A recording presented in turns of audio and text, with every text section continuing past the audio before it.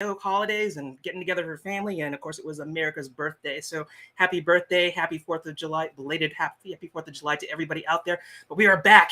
And before I talk about our guest today, I want to mention what Comics Cast is about, which is all about the indie creator.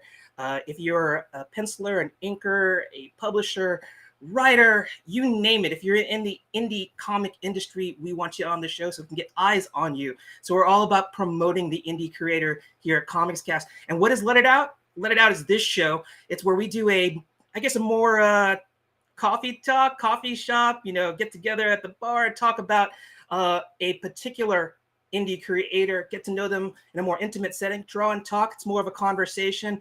And we get to draw along with them. That's what makes this show a little bit different. And today we have a special guest. I became aware of this particular artist's art, I think about 2 years ago, thanks to Philip Bressert and Legendary Studios. We were on a particular contest project for Tragedy. And since then, I've been an admirer of his work from afar, but I just got to be good friends with him. And that guy is Mr. Kenny Calderon. And it's going to be very, very, very awesome for me to have that conversation with him, to profile him, to showcase him and his art. But before I do that, let's play our little bumper and get to the show. So we'll catch us soon. Here we go.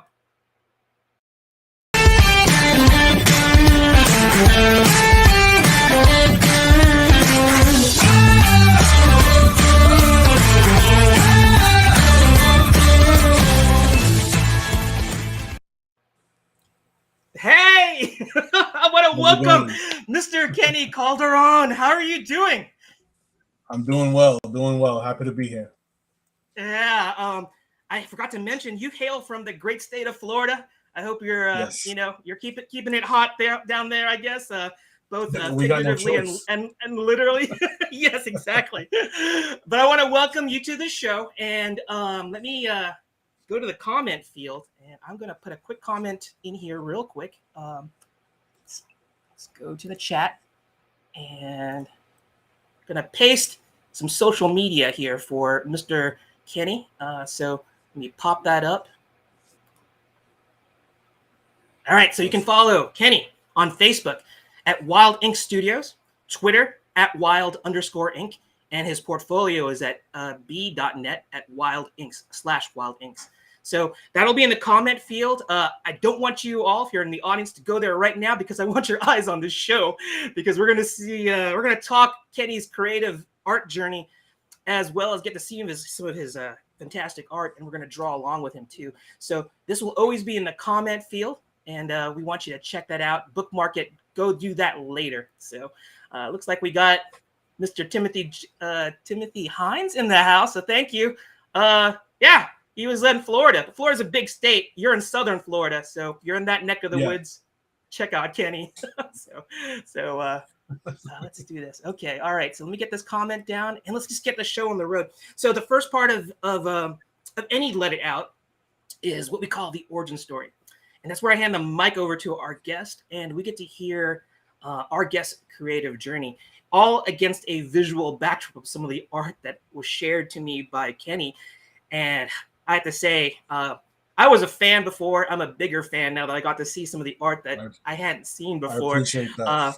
Yeah, so I think in our audience, when you check it out, you will be fans as well. So let me hand the mic over to you, Kenny, and let's talk your artistic journey, and I will show some artwork. So here you go. Let's go.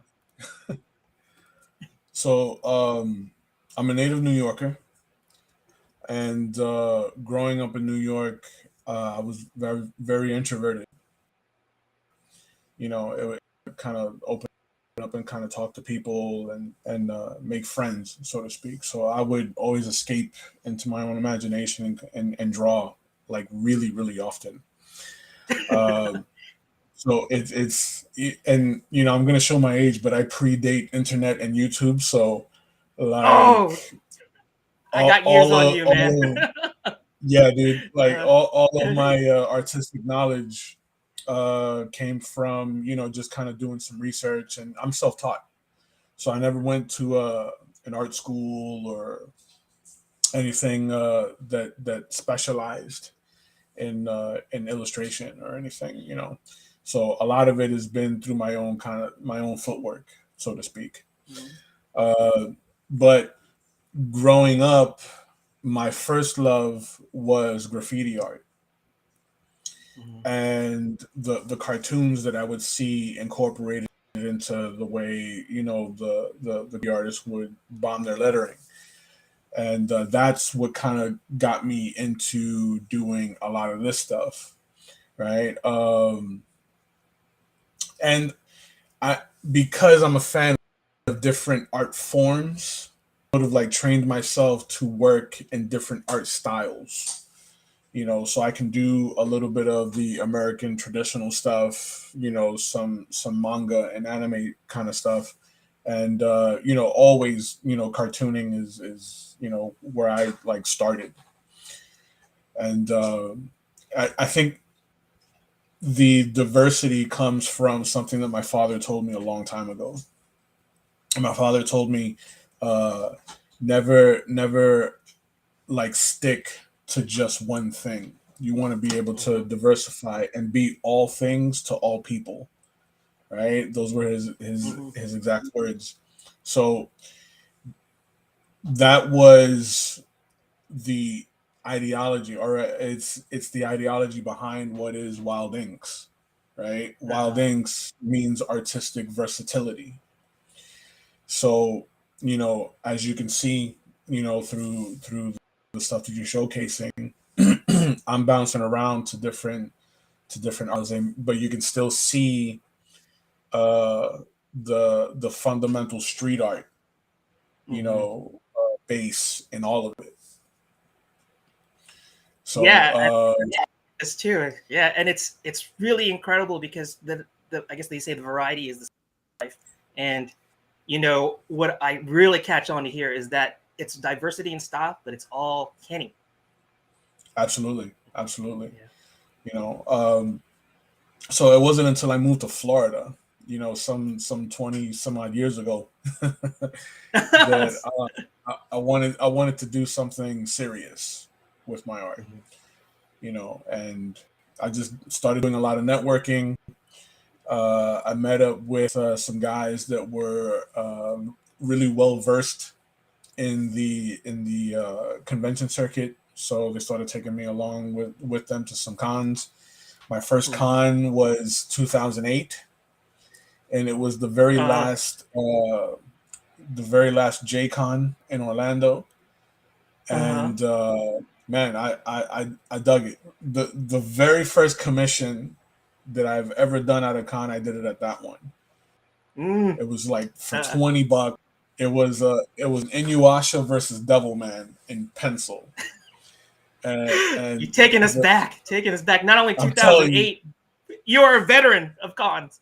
Uh, I'm telling you, and the guy that commissioned it, he was cosplaying Devilman, so he uh, was obviously a fan, right? And he was really really excited when he got his artwork, even though like I was nervous as heck, and uh, I wasn't sure if he was gonna like it, considering that JCon was predominantly an anime sort of con, and at mhm. that point I wasn't doing a lot of like manga and anime stuff. Right. So uh, the guy was super took a picture with me, and the rush of the excitement of when I hand someone their commission, Uh-huh. that's a high like I've never experienced before, Uh-huh. so it was highly addictive, and from then I just, it was something that I needed to chase. Mhm. So, Yeah. go ahead, I'm sorry. Oh no, no. I'm just like on bated breath here, trying to like I'm listening to your story, and I have like all these follow-ups to it. But you know what? I'm gonna let you keep on talking your story, and then I'm going to like just have to make mental notes in terms of following up on these experiences because just what you said, I'm just getting Hmm. giddy listening to it because it when you talk about it as a high, it's like, hey, you're connecting with somebody with your art. It's 100%. allowing them, it's like what you're doing is you're telling a story, you're connecting with them, and for them to show you that gratitude and that appreciation. It doesn't get any more real than that. But yeah, I'm like I said, I'm gonna have to take some mental notes here listening to your story. But keep on going. Let's keep on talking. Keep on talking.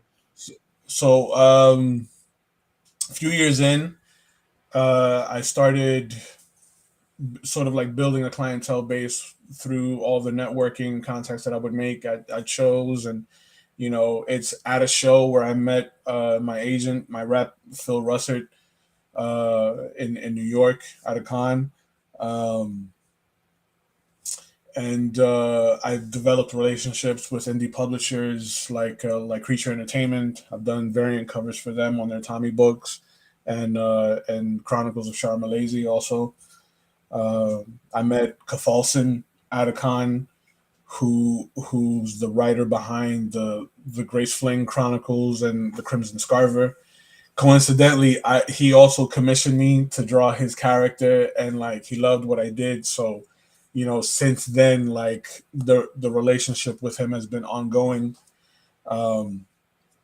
So, and it's through those experiences that when I come across artists that are just brand new to the con circuit, and they feel a little discouraged if they don't make a whole lot of money in the weekend,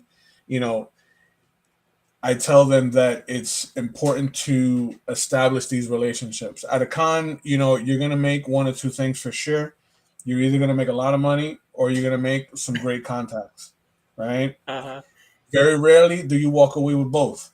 But those contacts, based on your interaction, always turn around into something bigger. So, it's important to maintain a big picture attitude when it comes to that. Great advice. Great advice.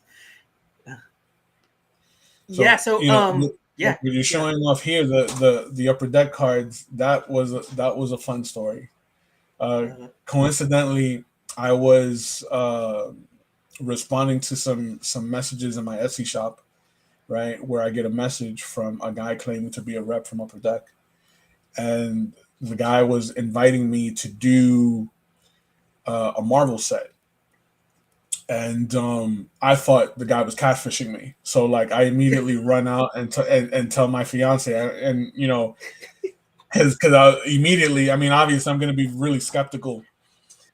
So like, she did some digging, I did some digging, and it turns out the guy was legit, and I accepted an offer to do the Marvel anime series. So that was my very, very first card set under the Marvel Comics license. To date, I'm at like 19. 19? So oh my gosh. Yeah. So it, for the past, I want to say maybe 2-3 years, I've been doing work with them on the side. So that was fun because it was something that came right in the middle of the pandemic, and they're fun to do. I like the challenge of sort of doing a deep dive and portraying all these different characters that I grew up reading, in my own style. And these are 1-to-1. They're like small scale, Yes. so it actually challenges you on another level, because if you're used to doing sequentials, like doing stuff that's 11x17, you have to do these all traditional too, right? There's no digital aspect to this. This is all like traditionally rendered. Yeah.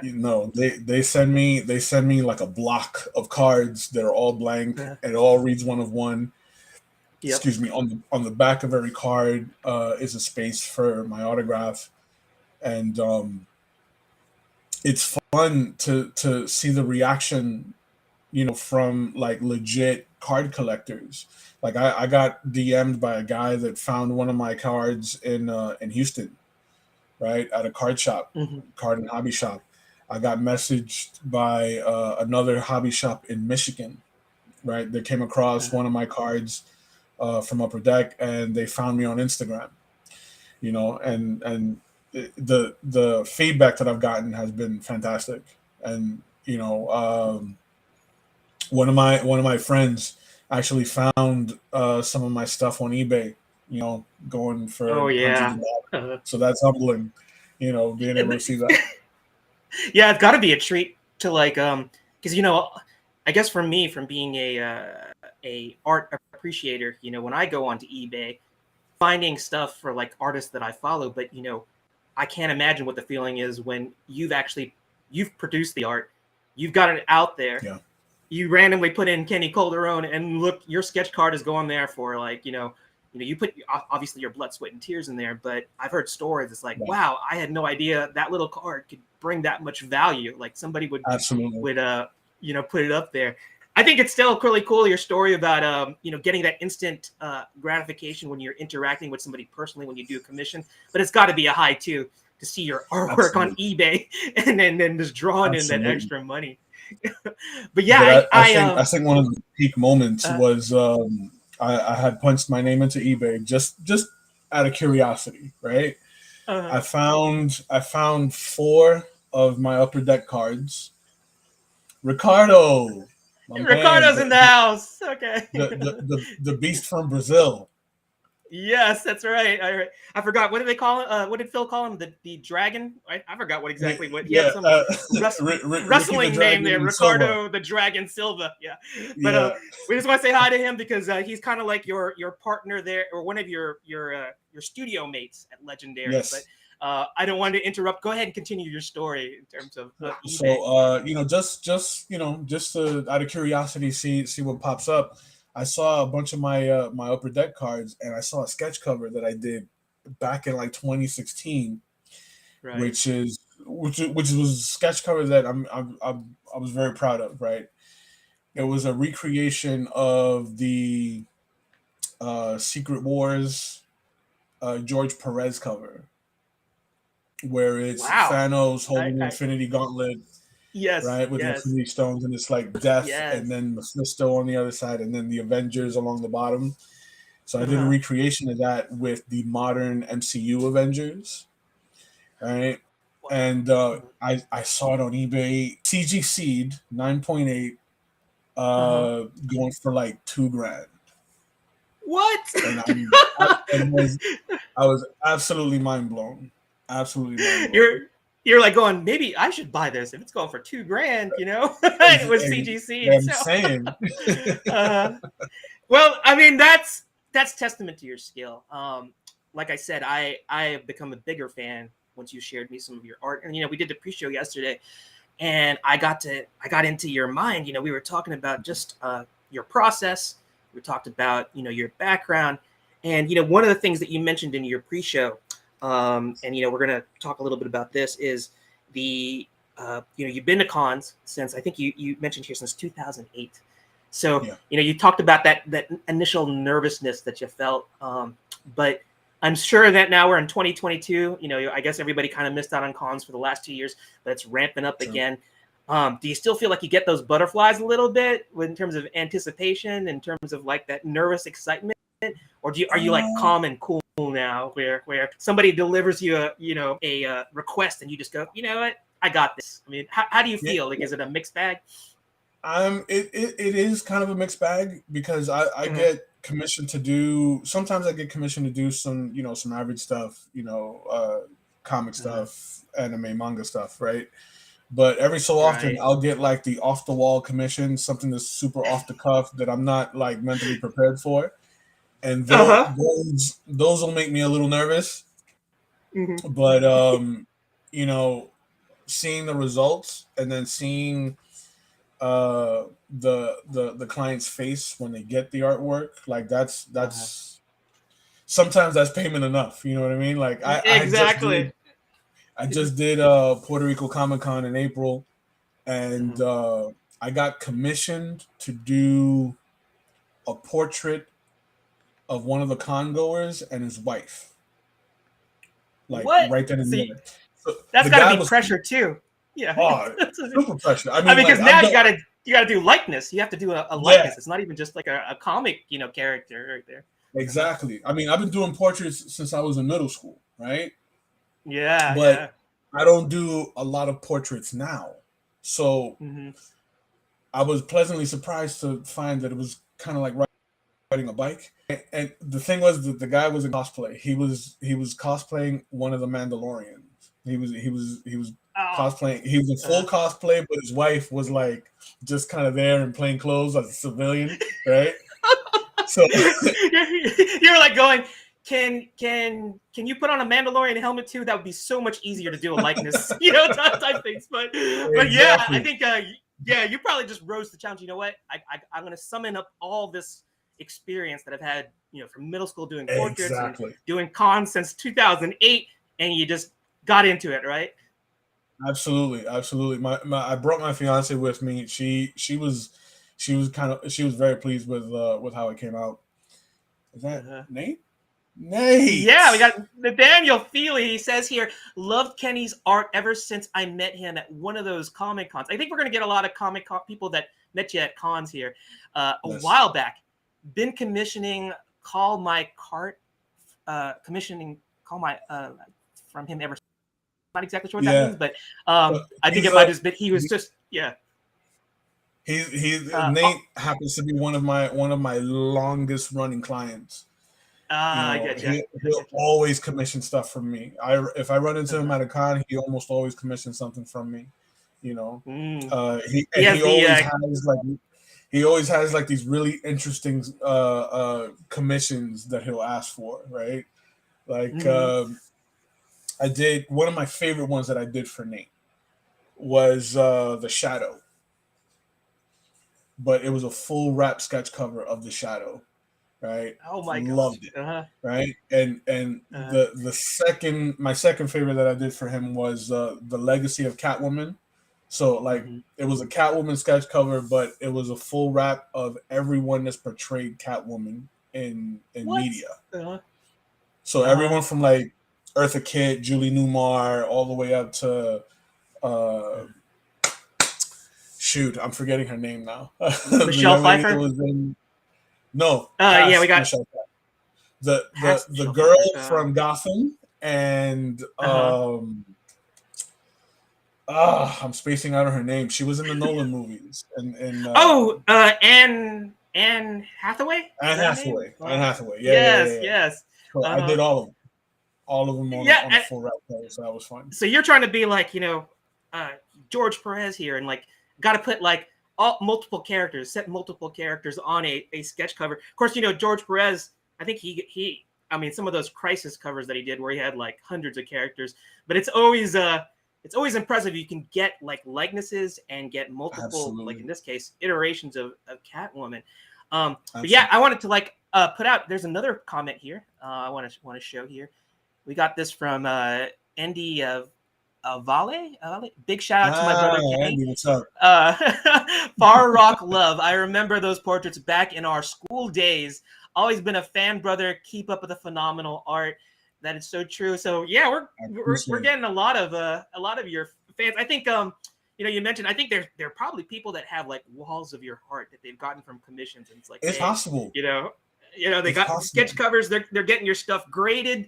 And you do commissions. I'm sure that I don't even know if you were able to do a running tally of like since 2008 how many commissions you've done at cons.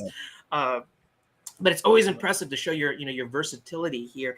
And when you did these cons, I think we want to like talk about. You mentioned this earlier in your order stories that you founded this company called WILDINX. And WILDINX, you said, was like the mantra, the mission was to do that variety, diversity in style, showing lots of different subjects. Everything from the anime look to the American comic scene. But I remember when you said it to me, it's like a group of artists that promote everything from like you said that street look, that urban look, clothing, fashion, even like musicians. Do you want to talk a little bit about this company that you founded and the group?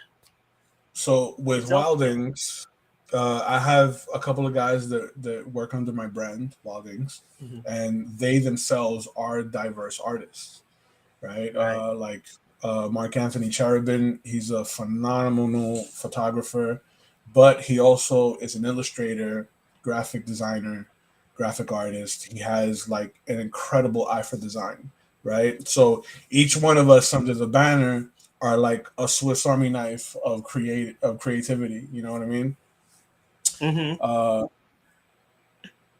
Oh, I just wanted to pop up.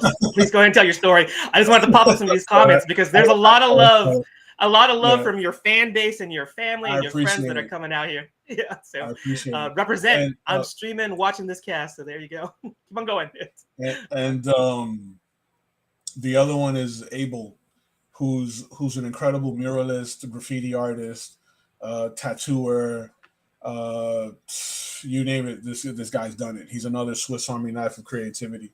So it's something that we pride ourselves on regarding the diversity, right? Like there's no challenge that we're gonna back away from. All right.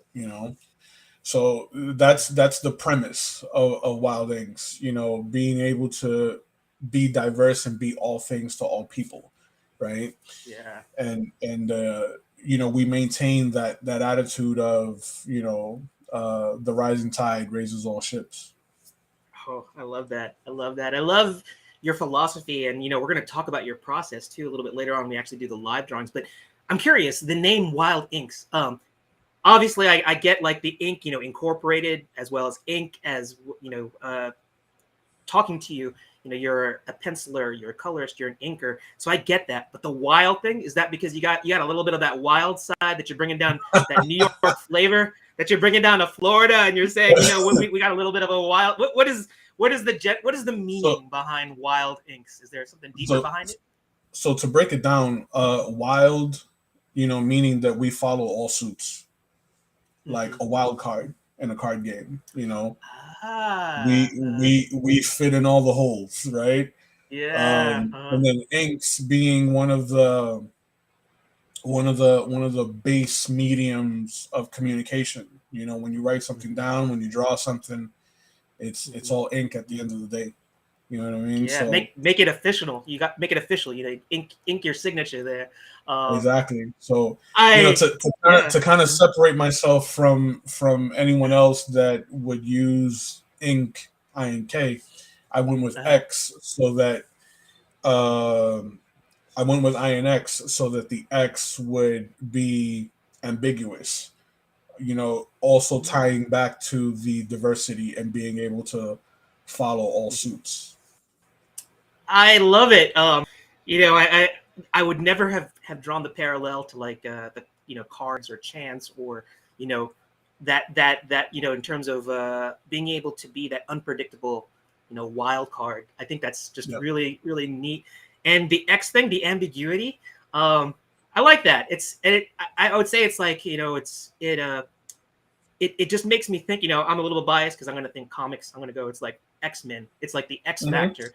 It's like the unpredictable nature. It's like you bring bring that game that no one's expecting, and I like it. It's such a neat message. So like I said, yeah, everything that you said in terms of like your philosophy to your process, eating it up, man. That is just so cool.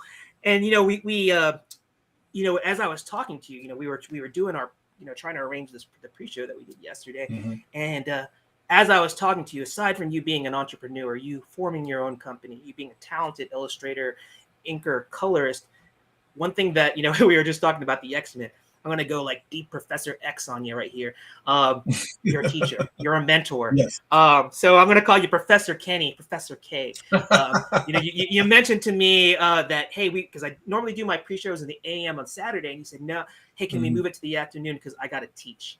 And I was like, gotta teach. That got my mind thinking. I was like, what exactly is he teaching?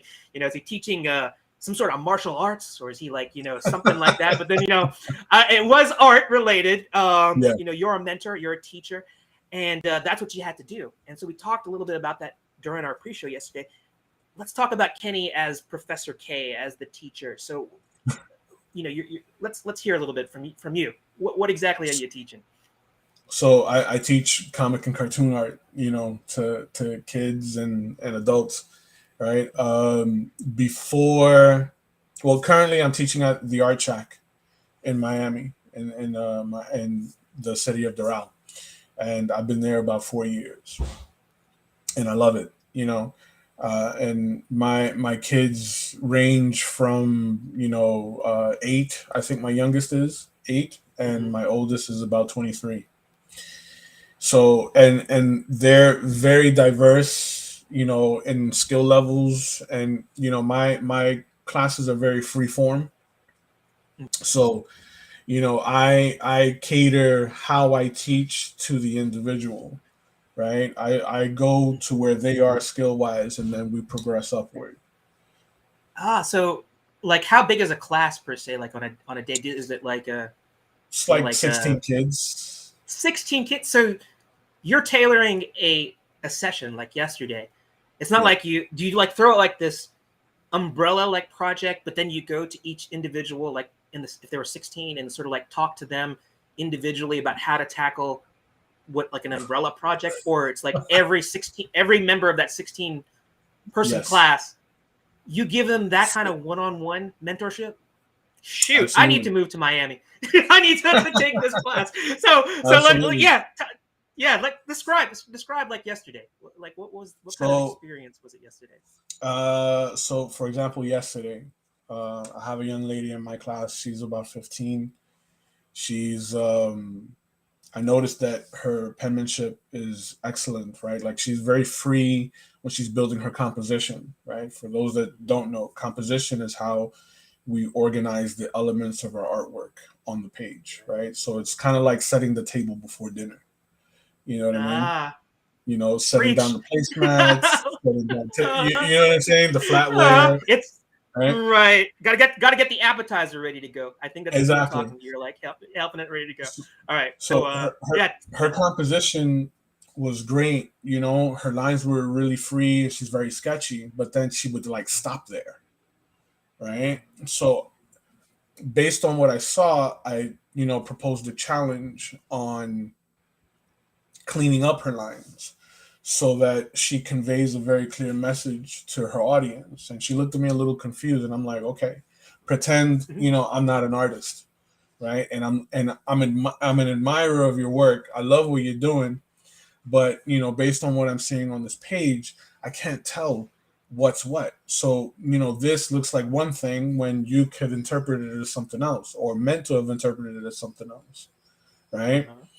So I kind of coached her into like sort of cleaning up her lines, and now we're doing ink work, right? Where she like hates doing ink work because she's compelled to sketch her lines, and I'm like, see, now you have to train yourself to throw the line in one stroke. You can choose to Uh-huh. push the pen or drag the Uh-huh. pen, but it's got to be done in one stroke. So I think it's this I'm 15-year-old sorry. is me. I think I'm just saying that I'm listening to you, and she is just like me in terms of that. Yeah, I'm listening because I'm actually learning from this right now. So you're teaching her to like think of the stroke, to be deliberate, right? Correct. To like be Correct. It's yeah, got to yeah. be deliberate, and it's got to be done in confidence, right? Mm. Because I'm pretty sure that you, as an appreciator of art, and anyone who's Uh, tuning into this now, um, who is an artist or a creator or an appreciator of the craft, you can tell when someone has phoned something in. You can yes. tell when like they weren't 100%, with their work. You know what I mean? Like they weren't Mm-hmm. into it, or they weren't. They were kind of shaky about it. So when it comes to inking, right? Uh-huh. Inking is one of the more therapeutic parts of illustrating for me, right? So Uh-huh. when I put the line down, I'm doing Uh-huh. it with confidence, right? I have to say that not for me. That's like stress-inducing anxiety. I had to get to your level, but I understand what you're talking about because you mentioned confidence. It's like the Yeah. loose sketch, even the tighter pencils. That's the exploratory stage, and when it gets to the Yes. inking stage, you've laid the foundation. I guess we're past the appetizer. We're going to the main course now because the table's That's been right. set, and this is for you. You talk about it being therapeutic. I need to get to that therapeutic level, but that's where you're already you're digging in there. So like yeah, you're talking about the line. So like let's hear about how you approach it because I'm listening. I'm taking notes here. So So when I build my composition, I know that like the other night when I was doing the legendary live stream, You know, there were some comments about my line art in the very beginning being very, very light. And it's because even now, with all the years that I have under my belt doing art, I'm very, very sketchy. I'm very loose when I'm building my composition. You guys will see it today, right? But when I'm happy with my composition, now I'll start to sort of pull my lines out of that composition with some clean pencils. So once I got my clean pencils in, you know, I'll start laying in my ink. Now it's typically in my ink work that I'll start laying in shadows. I don't map out my shadows beforehand. Right. So that's like when we were talking yesterday, I told you that not all of it is planned, not all of it is intentional. You know, Right. I build my, like, particularly with this piece here. This is one of my recent ones. It's Rita Farr from Doom Patrol. Yeah. The shadows and how I wanted to make her suit look like patent leather, kind of shiny, right? Right. All that was improv. Well, I think when I look at this, this is learning more of the process. We're going to get to see that when we get to the live drawing thing. Of course, I don't think we're going to throw down some colors or anything like that, but I like what you're going to, because you're going to be doing traditional work. What I like about this piece, and like I think what you're saying here is you get that loose energy when you're doing the foundation, right? And then when you're not necessarily thinking about like where the rendered light source is yet until you get to the, you know, you do your tidying pencils, and then when you get to the inks, that's when you kind of decide. And it's more of like an organic thing. You're relying on kind of like the years of mastery. I mean, that you mastery and the experience that you're calling upon, and then you render like that light source, maybe in the coloring aspect of it, or you know, maybe the inks get more refined and defining. You sort of like just make that judgment call right when you're starting. It kind of tells me, you know, it's like the art's talking to you. That's what you're saying, right? It kind of tells me. So, for example, it's like using this piece as an example, right? I don't map out my shadows beforehand. So when I'm inking, I start to like map out my shadows, right? So once I got my shadows in, based on how those shadows are laid into the piece, now I know how to color. Now I know how to approach it color wise. You know what I mean? Yeah. So I like that approach. Yeah. Yeah. So you know, not all of it is intentional. At the end of the day, you want your artwork to be honest, right, and to be genuine to you as an individual, you as a creator, and so on and so forth, right? It's got to feel like a piece of you is in there, right? So it'll be obvious if you're intentionally trying to mimic someone else. You know what I'm saying? Yeah. I let it just kind of come to me. You know what I mean? I have to say though, like, but you know, at the end of the day, it's all in the context. Yeah, I was gonna say that it's the diversity of style that you can do.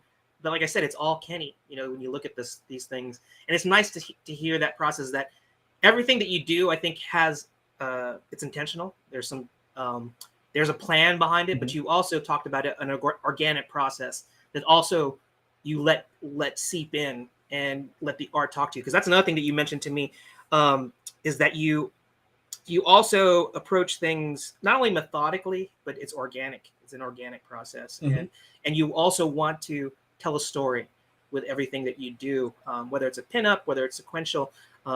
Your art has to say something.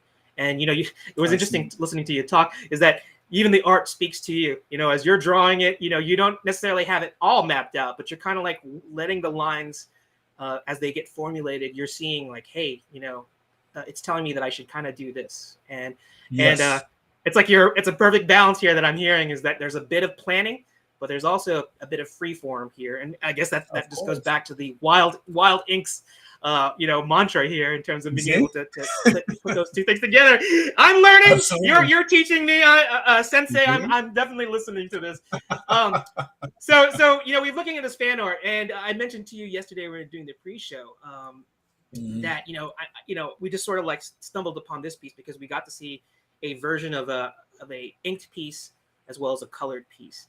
I'm gonna be since this is the show that I'm running, and I wanted to kind of go back to a Good. piece that I was particularly drawn to, and I can't remember if this is more of a recent one or an older one, but I've kept up. I mean, I wasn't like a super Green Arrow fan. When they did the Arrow TV show with Stephen Amell, and I'm going to refer to the earlier seasons because it kind of went a little sideways in the later seasons. But I love the very first few seasons, and it made me want to go back, and because I went back and read some of the older Green Arrow stories, but when I saw this. Completely drawn to it. I looked at it aside from because this I think is a perfect example of all the philosophies that we talked about earlier, but we also incorporate graphic design. I'm biased because I wish that I could say that I went your route and decided to be completely passionate and throw myself into like doing the kind of art that you're doing. I went to commercial graphic design, and I see this piece, and it's a perfect blend of that. You have the comic art. You have the compositional elements. It is primarily green, but you've worked in the color theory in there. But you put those arrows in the back, which is the graphic design. I mean, rather than you could have done all sorts of different backgrounds, but this to me is like could be a poster or a print, something that could be broken down into a T-shirt because it speaks to me from a graphic design standpoint. So I have this up here. That's my impression. What was your thoughts behind doing this great illustration of Ollie here? I just love it. So this was a commission piece, right? The line art was a commission piece, right? And it was commissioned in a full blank of Batman 24. So for those that aren't aware, the Batman 24 blanks were completely blank. Like the covers and the whole interior was blank. So the client commissioned for me to fill the book, right? He gave me a character list, and whatever was left over, he was like, Kenny, you pick, right? So go to town. GA was GA was one of the characters that he commissioned. Now, so I took a really good scan of it, and around that time, my fiance had just bought the iPad, like a new big the big iPad, right? A Pro model. So right? like I went, the big 12 by like 12 inch. I think it's like the big 12-inch one, right? Yeah. And she got Procreate, and I wanted to try my hand at coloring in Procreate. So I colored this completely in Procreate, and but it felt like there was too much real estate behind him. Yeah. Right. So I thought about what would fit, sort of like the flow of this piece, considering that, he's very portrait, and I thought of something going, to kind of break that flow going diagonal. And I figured, let's do some arrows, right? And the arrows I did on the fly. And I wanted to use the different green values, in that backdrop, so that it's not overbearing, right? Like it's not too much green. Yeah. But it's a nice balanced piece as far as it color is. And I have to say too, listening to your story, you coming from New York, and you said some of your earliest inspirations was that graffiti style. And it's almost like, the popularity of like Miles Morales and Into the Spider-Verse and him being a street artist himself. I can almost kind of see this as like, it's not a wall back there, but it has that graffiti. It's like you're pulling on, again, this is pulling in on your experience, the things that you really enjoyed while in your youth that drew you into art. And here it is, it's manifesting in this capacity. And this is what you were mentioning about building a good composition. Yeah. I look at this and I'm a big fan of like the worm's eye point of view. I think it adds a Yeah. bit of dynamic quality, and you're not going a super extreme worm's eye view, but that alone, by putting the camera a little bit up, from Yeah. below shooting up, it adds. It's a pinup, it's a portrait, but you've added that bit of dynamic quality to it, which makes it Absolutely. very engaging to me. And yeah, so by far this is one of my I love all your pieces, but this one I was particularly Thank drawn you. to because as a graphic designer I can appreciate the thoughts that you went into it. It's very difficult too, because when you color this, you said this is your first time using Procreate. Mm-hmm. Color theory is a very hard thing to do, and when you're doing something that's fairly monochromatic, you run the risk of it just looking like a big blob of just one Right. color. And this reads well, and I'm glad that you're able to share it. So I wanted to learn a little bit more about this. This is my little my bias here, being able to look at that. But before we talk a little, we're going to be getting ready to go into some live drawing. I just wanted to like maybe give you an opportunity of this art. You gave me like 33 pieces of fan art. Is there any other piece that you want to kind of like? I know you said you had a story to go along with every one of these, but if Yeah. you could All, pick all, one, all of like them have which one would stories. which one would you like to dig a little deeper into? Which one would you like to say something about? You want me to flash through them and refresh your memory, and you can just sort of like tell me when to stop? We can kind of like do I that. mean, I can pick. I can Okay, pick yeah, some pick ones. one, pick one, pick one. Yeah, Um, which one? you know what? The Mr. Freeze. Mr. The Freeze. Let Mr. me see if I Freeze. can. Go back. I pass that one. This Yeah. one. Yeah. Oh, Yeah. okay. I'm gonna let you tell me about this because I got my own thing on this. I really like it. But yeah, go ahead and tell me a little bit about So this. the Mr. Freeze was part of that Batman 24 commission, Oh, right? It's one of the pieces that's in the book, right? And I didn't want to depict the character in like a villainous way, because at the end of the day, Mr. Freeze, his intentions are valid, right? For why he is the way he is, but you know, he's one of those really well written villains, right? He's very emotional, very tragic, right? So I Yeah, that's what I was wanted, gonna say. Tragic. That's a good way to yeah. define him. Yeah. So I wanted to depict him in a very emotional way, and it's the only piece in this commission that was done in this manner. I wanted to depict him in a very emotional way, right? I wanted for it to feel intimate, right? So I went with very minimal color, so that it feels cold, right? Like the temperature of the art feels cold. I went with a lot of cool grays with just the splash of red, and I used a lot of negative space, right? So that Yes. the blacks sort of pull you in, but like you're sort of enthralled by the space between his face and the snow globe. You know what I Yes. mean? Like you're kind of like caught right there.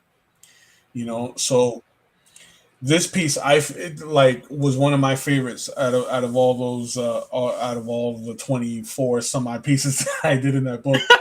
Right? I have to Just say so, that when I look at this, when I look at this, it's uh, everything that you said and more, because I think it has this nice.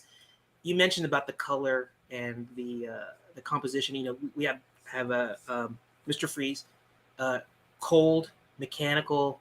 Uh, we see this, I guess, juxtaposition or this comparison. mhm. You have these really, aside from the diagonal that we have with his arm, which is outstretched out of there, but it's a combination of that coldness, and then you have, even though it's a snow globe, you have the figurine that's in the snow globe, Yeah, and I think that's one of the things. It is tragic. You sense there's emotion here. This is the storytelling that you were talking about. absolutely. Using those shadows to kind of really allow the foundation of the composition to be there. But it tells the story. There's a sense of like loneliness, but Yes. the red there too. I have to say that the red was an interesting choice to me. I thought maybe like a cyan blue or something like electric blue. I think that would have been. I think that might be too cliche, but I kind of see the red too. You chose red, and that red is a very passionate color. So I think in the Exactly. storytelling, you were maybe saying, well, this is his love, the tragic story of Mr. Freeze. And he's There it not, is. the red doesn't look like he's angry. It just looks like he's looking and he's longing for being reunited, The with his love exactly of that life. warmth that once was. Mm-hmm. You know what I mean? Oh my gosh! I just had to say, I wish that whoever that guy who commissioned you for that, he probably got a steal. I can't imagine what you charged him for it, but to have a book of 24 pages Yeah. of just stuff like this is No. quite amazing. I'm glad you got to share this the story behind this. So I've really flashed through a lot of art here. I'm going to actually pop up the comment field one more time. I want people to know Okay. this, not to go there just yet, but I want to show this. Uh, this is how you can follow Kenny, because Yes. you can see more artwork just like this, and engage him, follow him, interact with him. I'm sure that Kenny would be more than happy to tell you the story, because you're not just going to get a beautiful illustration. There's going to be a story behind it.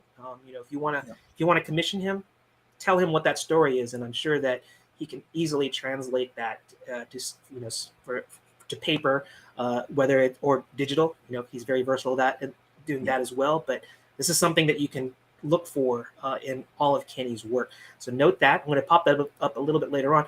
Before we get to the live drawing, I want to pop up some comments here. So because there are some people here that are just big fans of you here. So we got Keith Wade. Keith. Kenny is Kenny is amazing, incredible artist that brings these worlds to life on the page. Amen. That is so true. But as powerful as his gift is, his character as a human being is just so strong, or just as strong. His ability to work with and inspire the people he works with is second to none. I tell you, there's nothing but love on this show for you, Kenny. That's humbling. That's Yeah. humbling. That's Yeah. Keith. He's the writer creator of Chronicles of Sharmalazy, AWP. Ooh. That's Keith. Yeah, and we heard about, you mentioned that in your origin story about these things. And so, you know what? Before we get to the live drawing, let's do some just some brief examples of some IPs, that you've worked with. So we're going to briefly show some of those things, because I know I'm itching to get into that live drawing, but I just want to follow up on that, especially when we had that comment. So we showed the fan art and we showed the sketch cards. And so you said the Chronicles of Sharmalazy, yes, I didn't want to say it because I was going to mispronounce it for sure. But it's that's why I caught AWP. you. That's why I caught you. I jumped in there. See, exactly. Thanks for rescuing me. But here we go. We got AWP. It's A Warrior's Path. You mentioned that this was a novel, and and you were approached by the author to take it to that next level. I think you said you did some illustrations for the novel, which are like the prequels, but you took it to that next level, because now the further stories are going to be done in a comic form. So you want to talk a little bit about that? Is that accurate? For I think about almost a year, Keith had been asking around for a comic book artist, and everyone kept saying, "You got to go talk to Kenny. You got to go talk to Kenny," right? Until this is how small the world is. 6 degrees of separation. Keith is buddies with Creature Entertainment, which were at one point my studio mates, right? And I've been doing variant covers for them, and he's been all around to all these different shows until he actually shows up at an event, right? Completely serendipitous, and runs into me, and he goes, "What's your name?" I'm like, "I'm Kenny Calderon." And he goes, "Oh, you're the one I've been hearing about." Right? So, your reputation preceded yourself. So you heard through the grapevine who you are, right? Yeah. So he took a look at my work. He dug what I was doing, and he told me about what he wanted to get off the ground, So A Warrior's Path is a novel that he wrote uh, that's got a lot of influences in science fiction, Afrofuturism. So if the best way that I could describe it is kind of like Star Wars meets Black Panther, right? Ah, Where it does include some mysticism, but the main character is a female lead.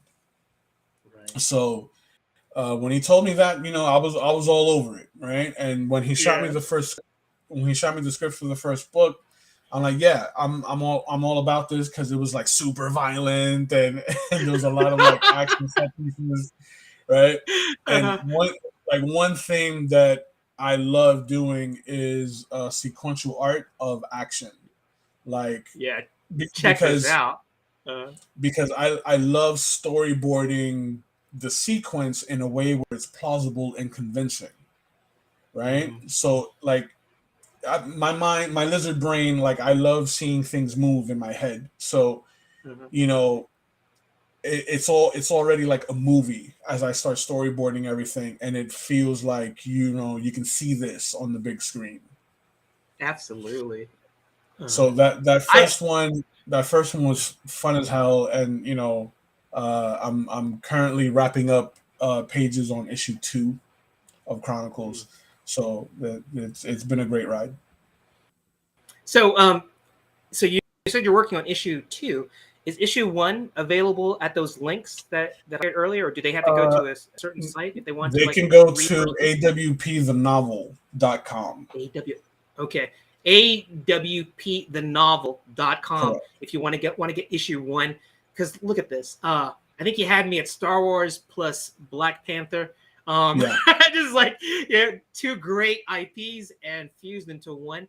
I mean, I see this and it's like we talked about this during the pre-show. It's like, there's plenty of I think artists that can really, do a good pinup, and I think that, and there are plenty of artists that can actually, build a page, but can do a page where every panel has a story where you can take that pinup, make every panel sing and tell a complete story. It's like, you were talking about your lizard brain. I kind of laughed at that because your lizard brain is awesome lizard brain, because you're looking at this from a almost, like I think with a comic book artist, it's like it's not as appreciated art form as it should be, because when you're building a sequential page, you are the director. You're Yeah. controlling those camera angles, and I think that's why, um, especially even if you look at some of the uh, successful Marvel movies, DC movies, especially Yeah. ones that kind of adapt stories that were done by comic, kind of been explored by comic artists, in the last decade. Right. You will see like frames that are almost taking verbatim from from the sequential, from the sequential Absolutely. comic that's based from. And I look at this too. I think that I say this with a lot of my guests, but when there's the AWP like Netflix movie, or who knows if this goes like, it's like, they're gonna go to Kenny and say, "Hey, Kenny, oh, we loved what you did in there. Help us storyboard. Let's help us get that, because we want to recreate that frame that you did here." This is And, uber and violent, of that course, but it's just yeah, really, I can see that's this as a That's one as a of the movie. reasons why I love the Yeah. Daredevil Netflix show so much, because one of the Uh-huh. very, very first comics I ever read, one of the very, very first ones, was Frank Miller's Uh-huh. run on Man Without Yep. Fear. Okay, Yes. Yeah. that was the book that pulled me in, Uh-huh. right? And his use of light and shadows and just the way he would depict the fight set pieces, I was completely enthralled in it. So I bring a lot of my influences into how I do comic art, right? So with each page, anyone who's worked with me knows I'm very meticulous on how I storyboard and lay out my panels, simply because depending on what's going on in that scene, right? You guys as the reader should feel, not just read it, but like feel the momentum, the aggression. If it's something chaotic, it should, like, you should feel that chaos, right? Mm-hmm. as you're progressing through the panel art. So I feel this. I feel this. yeah. That's just crazy. Okay, keep on going. So I uh, you know uh, I draw influence from some of my favorite from some of my favorite books as well as artists, right? Like one of the more outstanding examples of panel art and control of page flow was the death of Superman. oh yeah. Uh, Right? So, when Superman's going to blows with Doomsday in the very beginning of the death of Superman, right? You had the typical 7 panel minimum, right? In the very beginning as they were going to blows. But as the fight drew more intense, right, the art gets more intimate, it's more visceral, and you see less panels on the page. So it's like the reader has time to breathe, to absorb what's going on. mhm. You see what I'm saying? And then Yeah. it turns into full page splashes, 2 page splashes.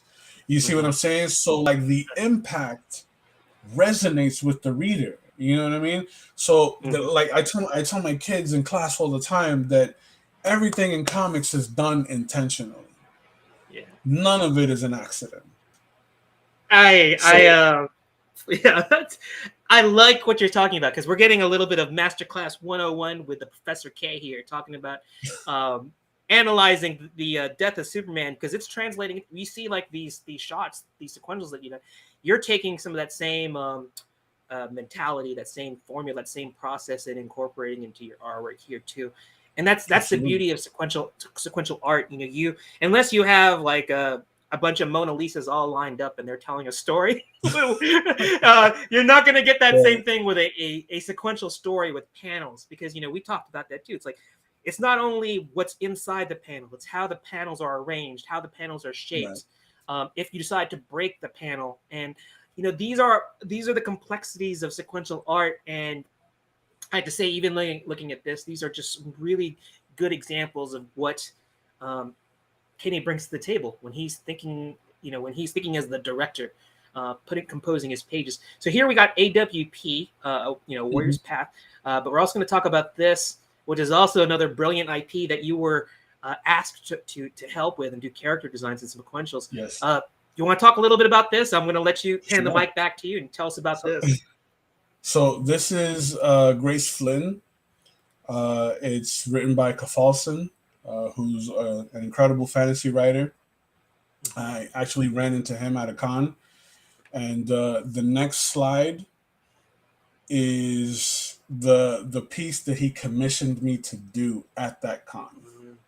So Gotcha. that was the first time I've ever drawn his character, Mm-hmm. and it resonated with him so much that he's like, this is the guy, I need him to like do my first comic. So Uh-huh. on the Crimson Scarver, it's about 40 pages long. Uh, I did pencils on the first 20 pages, and I worked with inkers Steve Leidick, who is very well known in the con circuit. For the second 10, it was Peter Palmiotti, who's famed DC, Marvel, and Yeah, fellow I've heard the name. legendary artist, right? Uh-huh.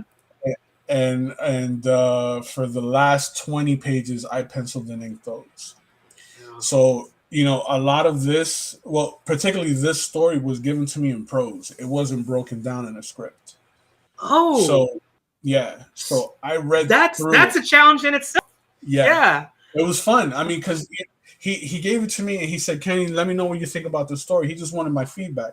So as I read through it, I'm like, Phil, his name is Phil. Right? So I'm Uh-huh. like, Phil, this would make a great book. This would make a great comic. Because like I can see the panels as I'm reading this. Mm-hmm. So he's like, if you think it would work well, go for it. Right. So, I immediately started to, as I went through the paragraphs, started storyboarding the main parts that would be showcased in panels. I have to So say, yeah. it totally makes sense now, because we've gone from AWP, where we just showed like this, use the word visceral.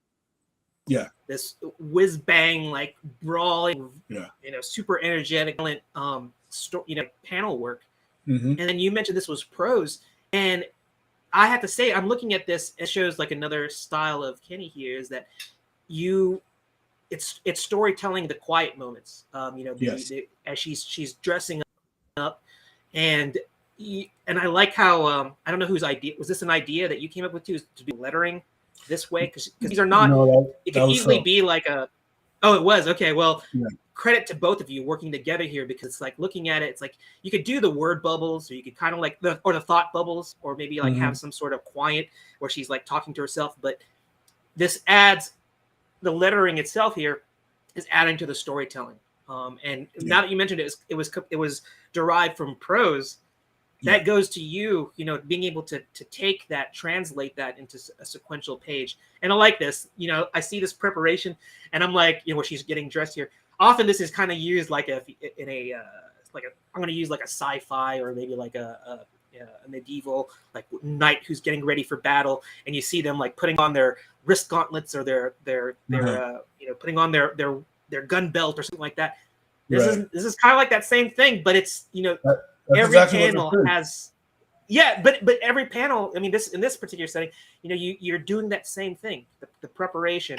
And then I like how you've even incorporated aspects of the background, tell the story of like her chambers, she is, I think you mentioned to me, she's supposed to be like this kind of character. She's supposed to be the most dangerous female pirate. She's the most dangerous woman alive, right? Yeah, in that time period. Yeah. In this, these are the first, I want to say maybe 4 or 5 pages of the comic. Mm-hmm. So it serves as an introduction to those that haven't read or aren't familiar with Grace, right? Mm-hmm. So it's a steady buildup of her putting on the boot, putting on her vest, etc., right? So that we get the big reveal with her standing in front of the mirror putting on her tricorn hat, right? Yeah. And then her first mate, Seaton, comes into the room to hand her a note that came for her, right? Mm-hmm. She seems very displeased with what the contents are. She lights it on fire and drops it in her chamber pot, right? Yeah. So as she walks out of the room, we get that steady zoom in of a symbol that's on the letter. And the symbol pertains to that of her arch nemesis, Nereus Neptune. Ooh, here we go. So if that isn't like intriguing enough, so like this particular, is this issue completed? Can people go buy this, or is this still in the works? Like this? Well, it came out 2018, 2019. Oh, it's been out for a while. Okay. It's been out for a while. So there's talks there's been talks between me and Kafalson regarding doing a reprint run, right? Because these are completely sold out. So we're gonna do like a sort of an anniversary drop where it'll be the original 40 plus some additional content, an added story, and maybe 10 pages of additional comic art. Sort of capping this story and then introing a new story. I'm intrigued. I like this. Just the symbol. We had the symbolism of her lighting it on fire and actually putting it in a chamber pot. So you're like, for those of you who don't know what a chamber pot, look it up. So she doesn't think too highly about this message, but the symbolism here, well, actually it's literal symbolism. You have her, this is going to be her, I guess her nemesis. This is a symbol of that. So yeah, gotta check that out. And I love this particular battle scene because we just went through that whole establishing sequence pages, just saying her character, her actual chambers, and then it's a quiet moment, and then she kind of leaves angry. You're telling a story that's not action based, but then we have this shot, so you can look forward to this these kind of battles. Very cool. In these pages, it leads up into a huge action set piece where like her and Nereus raid the Tower of London, and like I'm kind of proud of that sequence because again I So it's really cool. Okay, so that means you got to buy the issue. Yeah, you got to. I gotta try to get you some behind the scenes stuff on that. No, And, okay, okay. but this shot, this is one of my favorite shots of all the art that I've done for Cathalsin regarding Grace Flynn. This piece right here is by far one of my favorites, right? And it's her battling a group of bandits outside of her ship, the Locathea. So you know, the thing is that her scarf is sentient, right? Because I mentioned that in the world of Grace Flynn, there's mysticism and there's steampunk elements. Yeah. So in the books, there are vampires, werewolves, zombies, witch doctors, etc. So the scarf has a symbiotic relationship with Grace, right? Oh wow. So the scarf reacts to blood being spilled.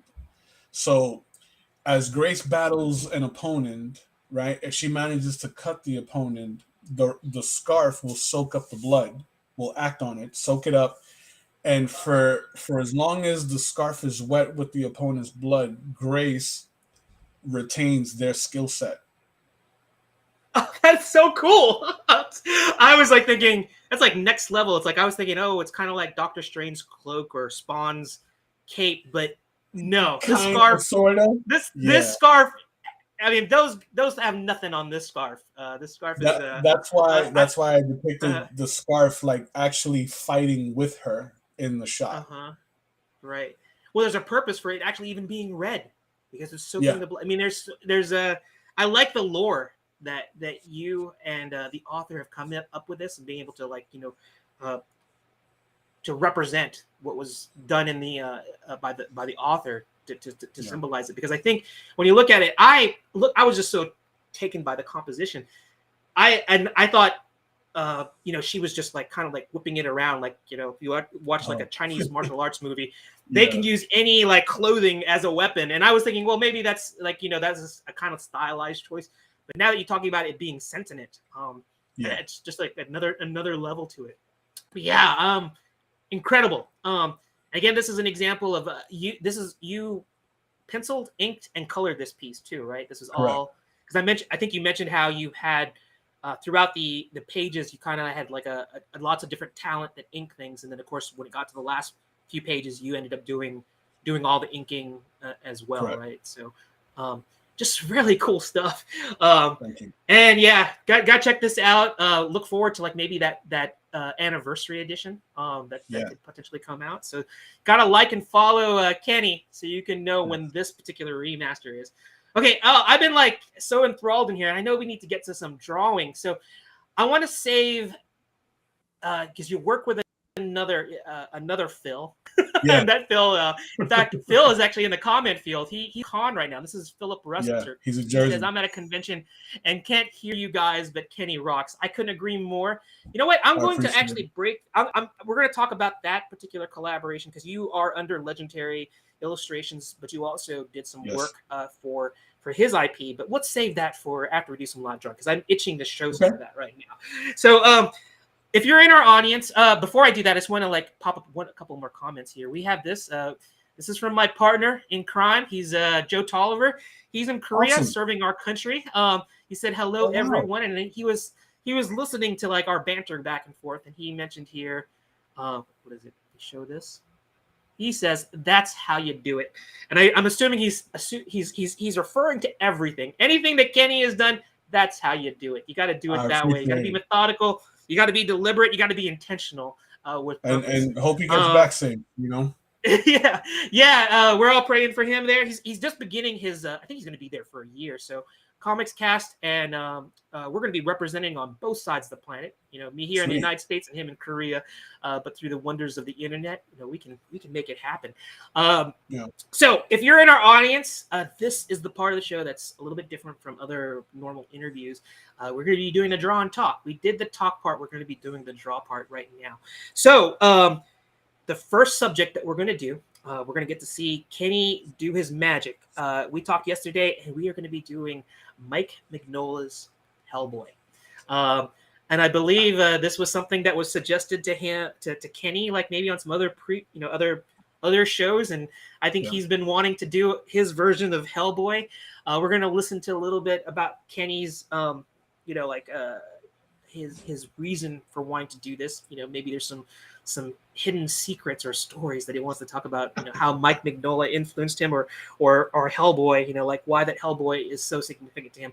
But I want to encourage our audience to draw along with us.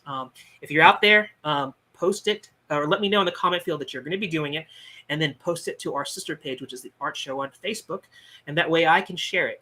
We're going to start the clock at, let's say we're going to be doing, let's start at 15 minutes, and I'm going to solo out Kenny's art cam. We're going to switch his face cam to his art cam, and that way you can see the magic happen. And we'll start out first with have Kenny talk about the process, his process, because he does have this really light stroke, light touch he does with the blue line before he gets to it. So I'm going to let him talk about that.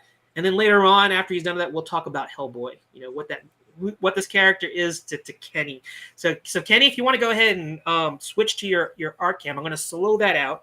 And I'm going to be drawing along with him, and I will start the clock once we get all those cams ready to go. And hopefully there'll be some audience participation, and we can share your art. You can get a little bit of feedback from Kenny. And we're going to have some fun. So if you don't know who Hellboy is, just do your Google search. There's plenty of artists that have done interpretations of it. There's the movie version. I think there's 2 movie versions of him. And of course, Mike Mignola, he did his take on it.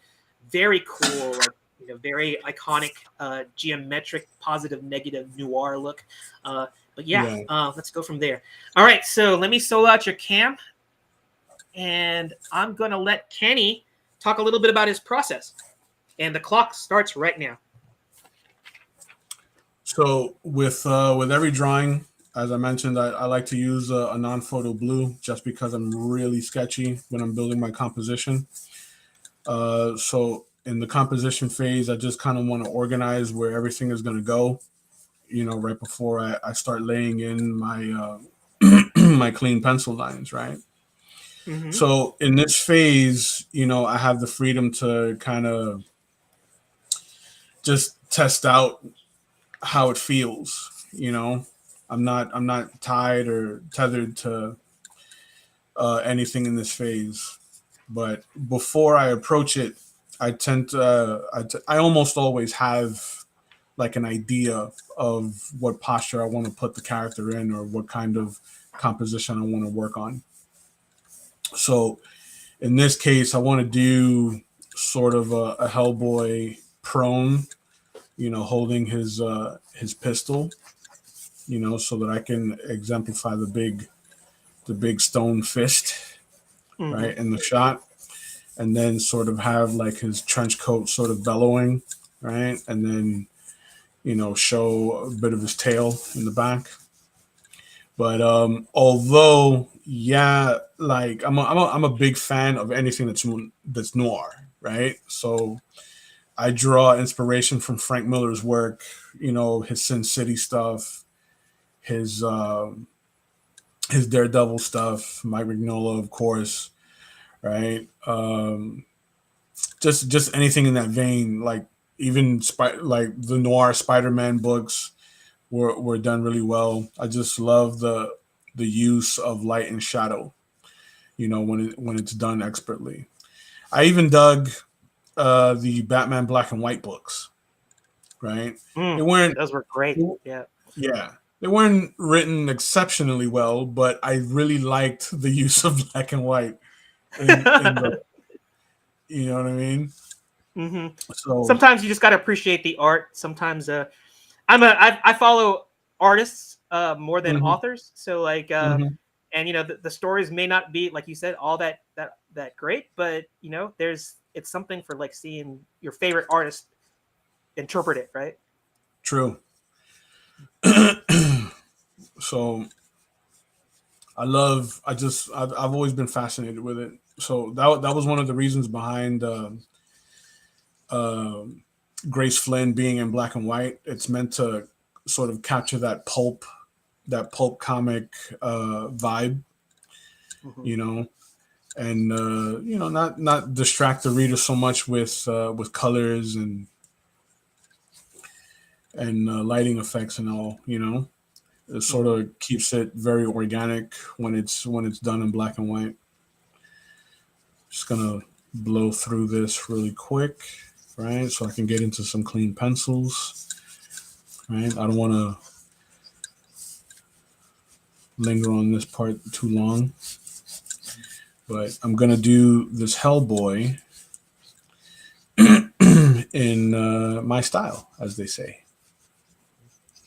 Yeah, I have to resist, like with all my guests, I have to resist the urge to look up and see what you're doing. I had to watch what they do after the show. I only get to see the Yeah, final product like live. I mean, like when we showcase it at the end of the drawing session. But I'm gonna have to just listen, and I can hear your yeah. strokes being laid down, and it's just making me like just want to look up and see what you're doing. It's like that. So. All right, so we heard a little bit about your process. We talked a little bit about not only do you do the loose blue lines, but once you start putting those more solid pencils, and I don't know if you're going to get to the inking stage yet, but I it'd be may. neat. Yeah, we're just play it by ear. We're gonna Yeah, let it happen organically.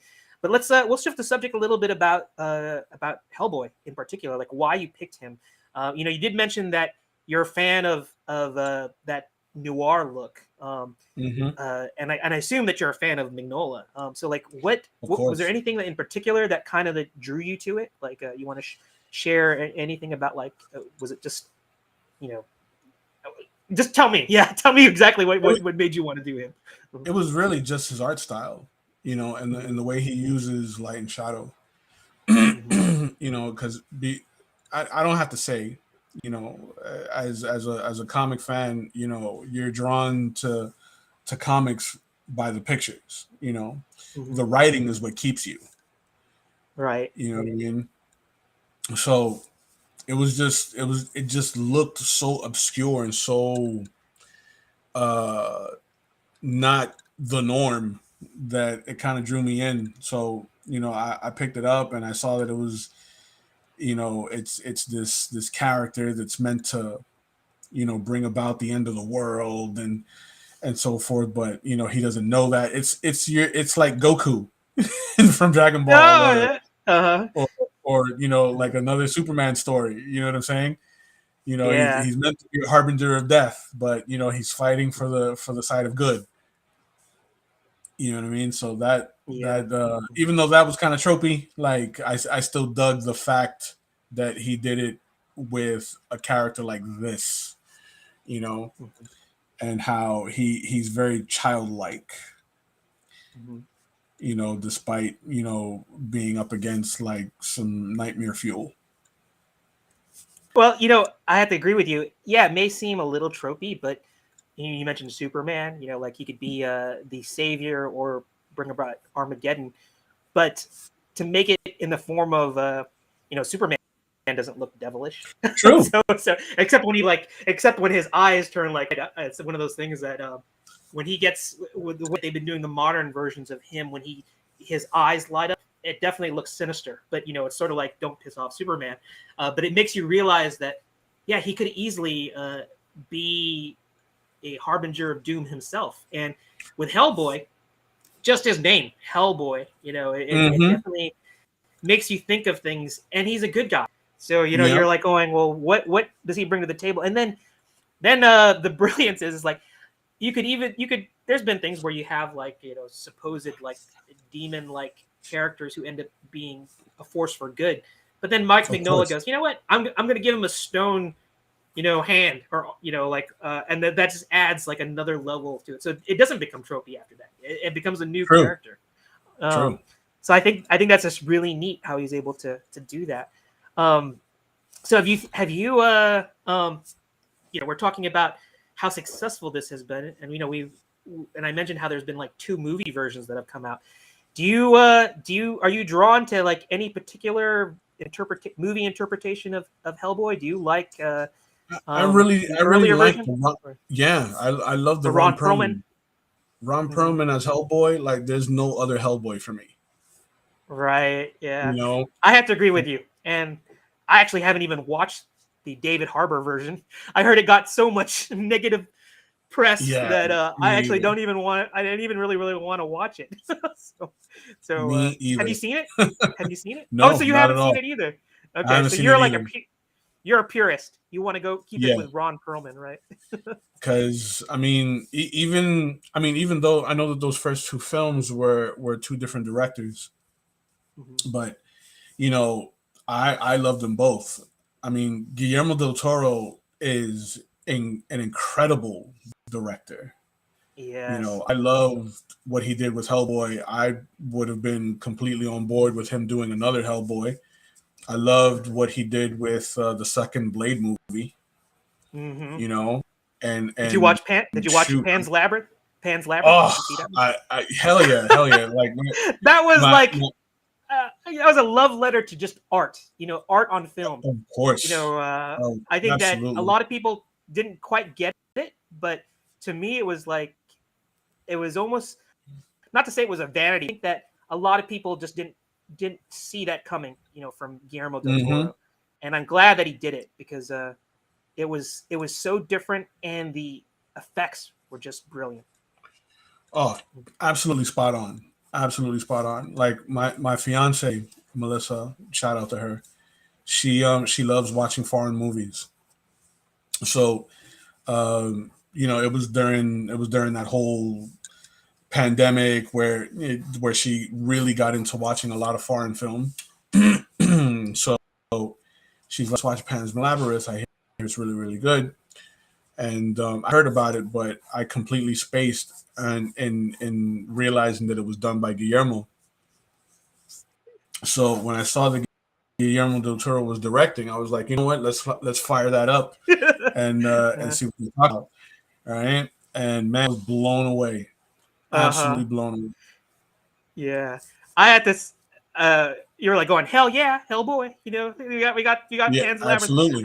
I think when I actually watched it in the theater, and I had no Mhm. idea the whole thing was going to be in Spanish. It was going to be Right, subtitled. I was like, and it talks about this period in World War II, right, right. where we have partisans that are fighting, and it wasn't what I expected. Because I think everybody was like thinking, oh, hell, it's going to be like a Hellboy, or it's going to, and I thought it was just brilliant, like in terms of it being different. But I know that it didn't quite vibe with everybody because there were people. Heck, there were people that I went to the theater with that just didn't like it because they didn't want to like Yeah, read all these subtitles.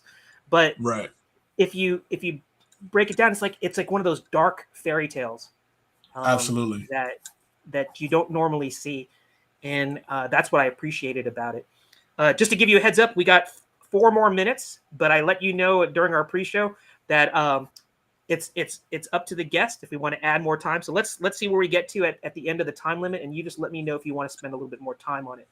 Um, but getting back to the subject about Hellboy and Pan's Labyrinth, I'm trying to think of what um, do you have a favorite Hellboy story? Like I know that the cool thing about Hellboy, aside from the movies, we talked about this during the pre-show as well, is that Mike Mignola, I don't think he thought that it was going to be as successful as it is. I mean, we got two A-list actors that have done movies for it. It's a part of the Right. pulp culture lexicon. People know who Hellboy is. Um, Yeah. and I think he wrote his stories to be kind of like short stories because he didn't know if they were going to Yeah. go anywhere. They weren't these complex, like George Lucas space operas where there was going to be like multiple movies. He just sort of said, "Hey, if it works, it works. If it doesn't, then no harm lost." But he does Right. anthology style stories where he does short stories. Do you have a particular one that you like, or that you can Not off the that you top of my head. I mean, I enjoyed. I'm more of a visual guy. Mhm. So if the visuals are captivating to me, like it's won 70% of the battle right there. You know, Mhm. I like I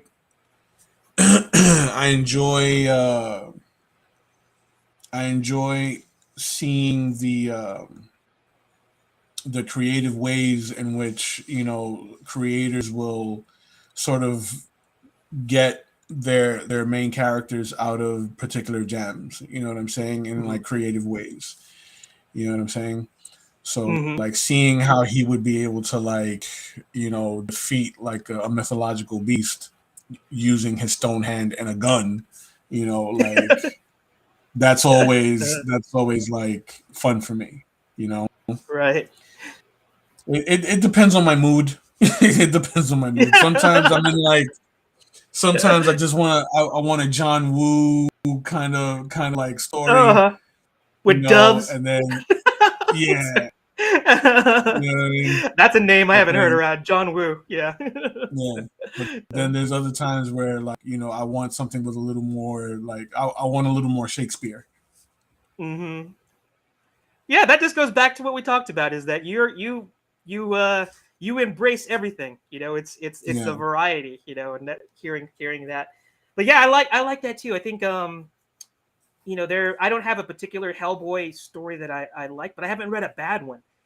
I like true. how the the writers that have worked on it, they tell like I like how they can take fiction and weave it into kind of like nonfiction, especially like the World War II setting, and the whole the Nazis trying to like deal with the occult, and try and like Right. find like it has that Indiana Jones vibe where they Yeah. want to use the supernatural to win the war, and I like Mm-hmm. how Hellboy is kind of like thrown in the middle of that. He's the one who's going, fighting these crazy Nazis that are like ape bodies with like heads that are like in like snow globes that are on top of the ape. I think that's so. It's just like it's so it's just neat because you get a little bit of a historical context. Of course, it's historical fiction, but it's rooted in like some reality there too. I particularly like when stories are able to do that. Right? They Mm-hmm. take an actual time period and throw something fictional into it and sort of like tie it together real neat. Like what Kafalson did with Grace Flynn. He is that the timer? It is, and let's. Okay, I can't. I only you have the power to do this, Kenny. You want to add like another like 5 minutes to this? Do you want to do that? Yeah, let's do another five. Let's do Okay. another All five. right. You know what? Let's do seven because I want to hear your thoughts on this. I'm gonna put seven on there, and you just Okay. continue telling your story, and then we'll see where we are in 7 minutes. So go ahead, finish your thought. Okay. So I really like what Kafalson did because he took like real people that existed in history and events that happened in history and sort of like wove them into the world that he created with Grace Flynn. Right. Mm-hmm. Like what Frank Miller did with 300. Right. Oh His yeah, yeah. Uh-huh. interpretation, his interpretation of that battle, I dug that a whole lot. It's kind of like Yes, yes. a fun iteration of history. Mm-hmm. And I think that's a cool thing that comics can do is if you can get, and this is what I think it's being lost on the generation now. I think they're kind of like so used to this instant gratification being tied to digital devices that they aren't really appreciating like comic books like you and I did when we grew up. Is that you can kind of like use it as a gateway to history. If you can write a True. story that you can weave historical fiction in it, it makes you want to like, hey, maybe I should read a little bit about World War II or read about Absolutely. the pirate, not the Pirates of the Caribbean, not the Johnny Depp movies, but see about the whole East India Company, and about how privateering, like Yeah. where pirates came from, and just how that shaped our American history, and Yeah. I would just it's just one of those things is that I wish that um, that wouldn't be lost on the current generation. That encourage them to read comics that have that thought make intrigue you and maybe make you think more about history if it has that root Yeah. in it as well.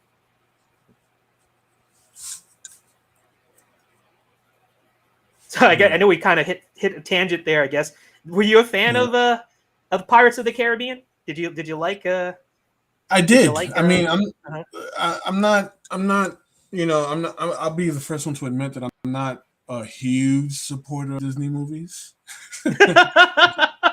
We can have Okay? another show about that. We can talk a little bit Yeah, about that a little later on. So, I'm not a huge supporter of Disney movies, but when it was one night that I'm sitting in my apartment and it was like there was nothing to watch. It was late night, it was on, and I figured, what the hell, let me watch it, and it was actually a pretty good time. yeah, yeah. A pretty good time. So I I, did enjoy I it. won't even. Yeah, we're not going to go into the whole court case with Johnny Depp and Amber Heard, but No, no, no, no. that was a movie unto itself in terms of like Indeed, to absolutely. that.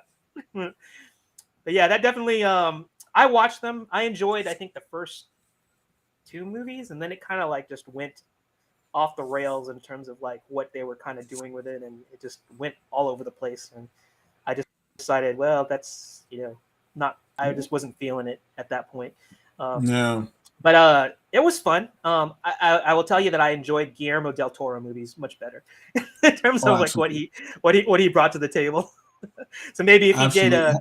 if there was a Guillermo del Toro Pirates of the Caribbean movie, I'm there. Oof, That's sign me up.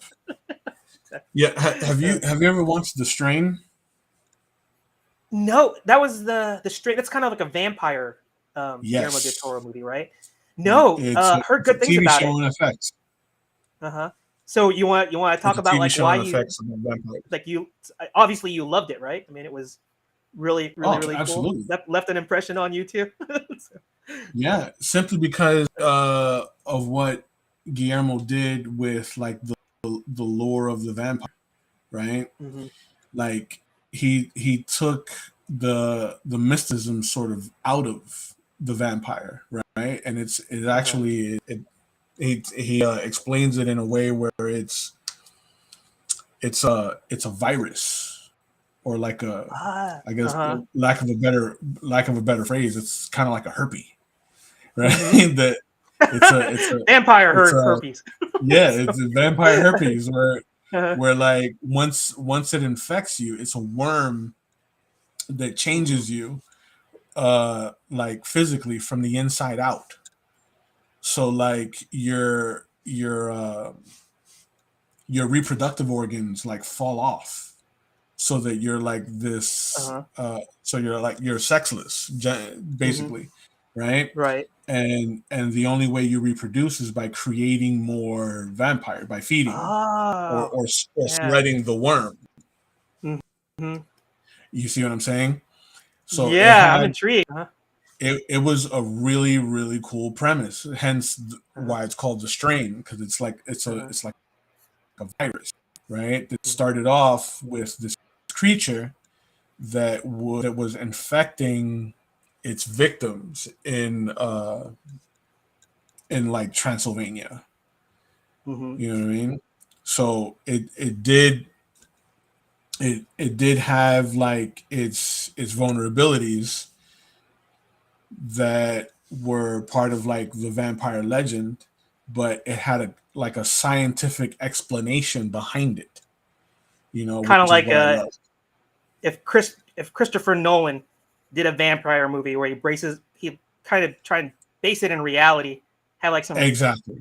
real I guess uh, real scientific explanations for something that has always been kind of like a supernatural aspect to it, right? Exactly. So Oh that's man, what I dug about The Strain a lot. I'm gonna have to look that up. Oh, It's good. It's on effects. okay, I'm gonna do that. Okay, so just to let you know, we have 1 minute to go. Okay. So I'm just gonna try and make my lines a little bit more. My lines are kind of wonky, so I just That's need all to like good. try and darken them up so that they can be seen a little bit better. So just a heads up Yeah. to our audience: if you are drawing, I see that there was at least one. I think Brian Acosta said he's drawing along with us, so we're looking forward to seeing that. Nice. If there is anybody that wants to draw along with us, let me know in the comments field and then post it to the art show, and I'll be more than happy to share that with our viewing audience. Let uh, check it out, and we can go from there. All right, so approaching 30 seconds. And Yeah, I'm just gonna be nice and free with a little bit of the ink I was able to put in there. yeah, and I just want to let, like I told you, Kenny, it's like you don't have to do anything so super finished. We just wanted to let our audience see the magic happen, and then I want to let the audience know that if Kenny wants to finish it, he's going to share it with us, and we can post it to the Comics Cast page, our sister page on the art show, and then you can see the more finished artwork if Kenny wants to take it to that next level. Yeah, absolutely. Okay. All right, so I'm gonna want to like keep on messing with it, but I'm gonna put my pencil down, and I'm going to avert my eyes until you tell me that you're ready to like show your piece to You can look at everybody. it. I mean, Oh, there it is. it's not Okay, super finished, but I'm able to do a little it bit with you, it. yeah, and you know what? This is what I witnessed this last on Friday when I saw the legendary live draw. Yeah. This is something that I see with Kenny's artwork. Is like I can see the foundation, I see what's there, and there's a story already being built in here. It's like, what is he? Right. I almost feel like he's like perched on like a rooftop. He's almost like doing a Batman, where he's like looking over there. It's like we could throw some gargoyles in the background, maybe some more Gotham looking things. Like what if what if Hellboy? My narrative is when I look at this, it's like what if Hellboy dropped into Gotham? And he's like kind of like doing this whole it'd be kind of neat if here's my story. I look at this and it's like Cthulhu comes to Gotham, and Hellboy shows up to help Batman, and this is what I see. I see him like stalking, and it's like Cthulhu has possessed somebody. So it's not like he's this big tentacle-headed god, demigod or whatever, and yet, but he's like kind of like this. You're talking about that whole strain with infection. So this is a story in the making. I can already tell from this. This is just going to be epic in terms of what you're doing. You heard it here first. Yeah, we heard it here first. That was me on the fly coming up with a story that I see in there. This is what's important. I think when I look at Kenny's artwork, it's like I it's so impressionable on me that I want to think what story is Kenny trying to tell. This artwork. That was my take on it. I don't know if that's what you were planning, Kenny, but that's my story, and I'm sticking to it. I love it. Okay, so I'm going to leave your cam on there for a moment. I'm going to go to our art show page and see if I can find Brian's work and see if anybody drew along with us. So feel free to keep on drawing while I look and see. Okay. While I look for see if anybody drew along with us, because like I said, it's all about seeing the magic happen. You're definitely seeing some really illustration magic here from Kenny. And I'm just super impressed. Oh yes, we got two people that drew along with us. Got Brian Acosta. Nice. And we also got a Mr. Victor Rufino, who is a dear friend of mine as well. I'm glad he stayed up. This is what I told you about yesterday. Comics Cast, Let It Out, has an international reach. Victor hails from the Philippines. He is staying up. I think it's like either close to 3 a.m. in the morning. He stayed up for you, Kenny. Wow. So that he can like watch the show and draw along with you. So let me get the art ready to share. And it's phenomenal. Love it. All right. So, and I think this is gonna like take you back to like when as a teacher, seeing the varied styles of your students. We're going to be able to see lots of different styles and be able to let you give your feedback. So hold on. I'm going to minimize your camera. Okay. And let me share screen. Let me stop this. And I'm going to share the two people that drew along with us. Okay, so first we have Mr. Brian Acosta. So let me share this. Add that.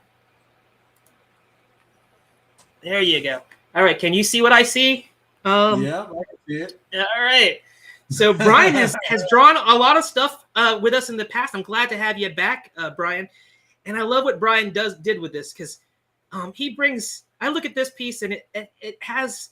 I like how it has an attitude about it. I look Absolutely. at this and I like the little details with the rosary there, and it's almost like he's like looking at somebody who's like saying, "Yeah, come at me, bro. I'm Hellboy. Just deal with it." And I like Brian, I like what you did with it because I also did a horned version of of Hellboy. I remember when I first saw the drawings of Hellboy, it was intriguing because I thought he had goggles, like he had like goggles on his forehead, but they were Me too. horns that he shears off because if you watch the Hellboy movies or you've read the comics, you realize that he's a conflicted character. He was raised to be good, so he's trying to hide his demonic characteristics to the point that he shaves off his horns, and because he wants to deny that conception that he's going to be evil, and he does it to the point where he physically changes himself, and I thought that was brilliant. But yeah, Brian, great job. What did you think? What do you think about this one? You want to like give a little bit of your thoughts on this? I dig it a lot. I think he's, as I mentioned before, conveying a very clear message, right? So there's a lot of little context clues that obviously identify him as Hellboy, right? And it's got that come at me, bro attitude. I dig it. Exactly.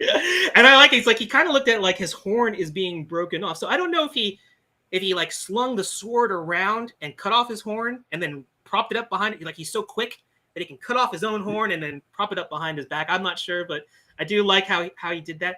And then let's look at Victor Rufino. I love Victor's work. He did this really quickly. What are your thoughts on this one? Yeah. I dig that. Yeah, that's really fresh. I dig it. I like his use of light and shadow in that one. Yes, that's what I was gonna to mention is that he adds simple things about, and I see this with your artwork too, is that putting that area of shadow, it adds instant like 3-dimensional depth to it, and absolutely, I like it. It has a nice energy about it, but very, very cool. So thank you, Victor. Thank you, Brian. And let me minimize that. All right, so I'm going to share my cam real quick, and then we're going to move to our next live drawing. So let me share. Oops. You think I'd be able to do this on the fly, but I kind of have to. I have to like, oh, there's so many buttons to click. All right, so here we go. So this is my quick and dirty version of Hellboy. Ooh, that's really good. Thank you. I was like, we were talking about your Green Arrow and how you utilize that worm's eye view. I'm a big fan of that, so I kind of wanted to do that too, and emphasize, just hyper exaggerate that perspective where you see his stone fist. But I put the horns on there for fun and a little flaming crown.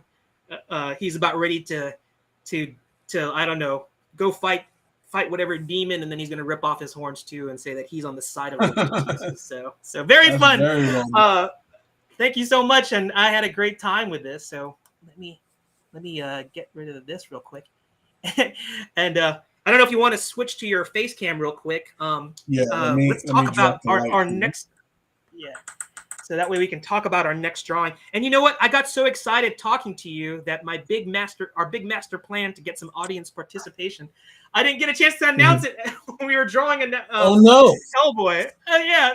So, but you know what? Let's go ahead and throw that out there right now. Whoever's in the audience, we're just gonna take I guess whoever wants to reply to this like in the next minute or so. We wanted to come back to I used to have a co-host. In the last few shows, I haven't been able to have a co-host, but we wanted to incorporate the co-host challenge type characteristics into this challenge, where we kind of encourage some audience participation. So that being said, if we can get somebody in the audience to let us know what we're going to be drawing. I had Kenny draw. After our pre-show, Kenny wrote on a sheet of paper a genre, any genre, science fiction or steampunk or sci-fi. I don't know, anything. And I did the same thing. And this is where the audience can kind of come in here. We're going to do a fusion audience challenge. So if you're in the audience, and that goes to, I think we got some people that just joined in here. We got we got Marius. I know we got another Filipino representation here. Nice. Stayed up late to watch you, Kenny. We got Saman Kucher, and And Brian, you're out there. Joe, you're out there. Anybody who's out there, we would like you to just recommend a character of your choice that you would like Kenny and I to kind of do an interpretation of. And the spin is that when you give us that character, we're going to fuse it with the genres that a genre that Kenny picked and a genre that I picked. So it's going to be super cool, I think. I hope we don't get like crazy characters that we don't know about, or maybe don't lend themselves well to like fusing with the two genres that we came up with. But you know what? If that happens, that happens. Oh, okay. Joe Tolliver chimed in. He's our first one. We're gonna give it a few more seconds so that way we're gonna show them up there. So we got Joe who says Black Adam. All right, so we're gonna wait another let's say another minute to get some additional characters in here. And yeah, how you doing, Sarah? I'm glad Sarah's on the show. She's another one of our artists from Egypt, hails from Egypt, and has been on our show, Kenny, to like draw along. So hopefully Sarah can join us for this next drawing challenge. Oh, she says, sorry, I can't draw today since I am fever. Oh, I hope you get better. I heard that you were under the weather, Sarah. I wish you well. I hope you feel better and that you can get over the corona flu. We miss you.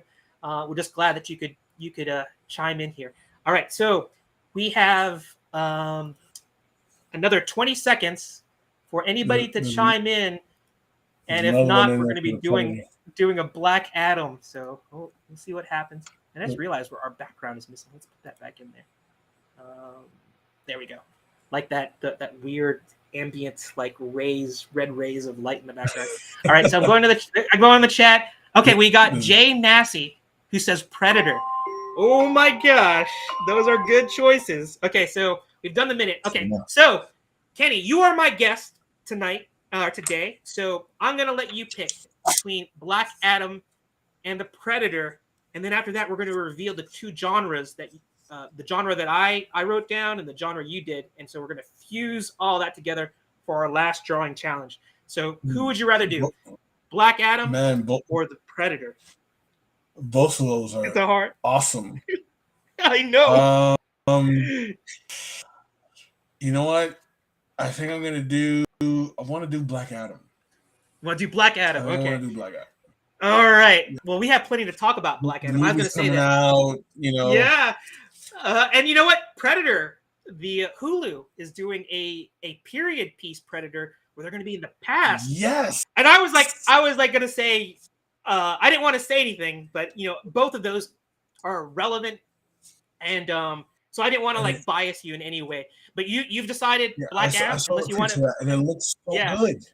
Yeah, did you want to like do Predator or did you want to do Black Adam? You want to stick with Black Adam or let's stick with Black Adam. We can do Black Adam. Okay, we'll stick with Black Adam. Okay, all right. So Black Adam it is.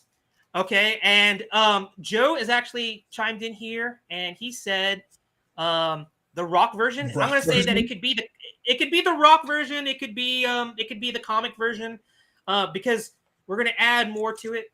Sarah says she might be able to draw. She could draw later. Okay, yeah, definitely. But I'm going to say in terms of Black Adam, because we're gonna put a twist on it, because not only is it Black Adam, we're going to reveal the two genres. So what genre of were you thinking, Kenny? What did you write down? So I wrote down medieval high fantasy. Medieval high fantasy. Awesome. Okay. So okay, armor, that's what you picked. So that's Yes, it could be like kind of like medieval Spawn, except it's medieval Black Adam. But I'm gonna add something on top of that. Okay. And mine was Japanese mythology. So I was medieval this Japanese. Could be it could be kind of like a feudal Japan samurai, high fantasy Black Adam. I don't know. Like that's just crazy. I have no idea how we're gonna do that. Okay, so the character for this drawing is going to be Black Adam, and the spin is it has to be high fantasy, a fantasy thing, but the fantasy is going to be in the style of Japanese mythology, that kind of thing. So think of samurai, think of ninja. I don't know. Think of I forgot, like Gaijin. I'm trying to think about all the little things Yeah. that you can kind of like weave into it.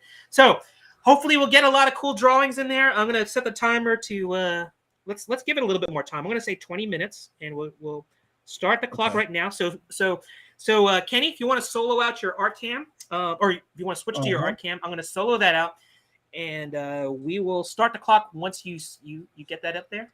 And all right, so let me make that solo. All right, so no pressure, Kenny.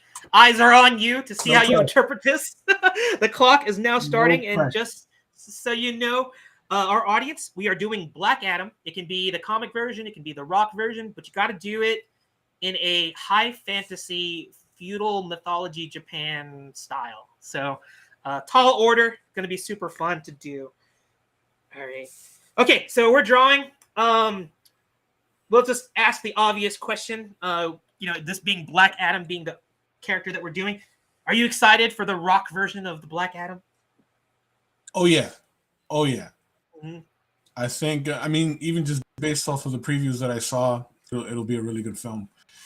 I love when movies can give me deep cuts of comic mythos. So seeing Hawkman and Dr. Fate and the Atom. Is it Atom Smasher?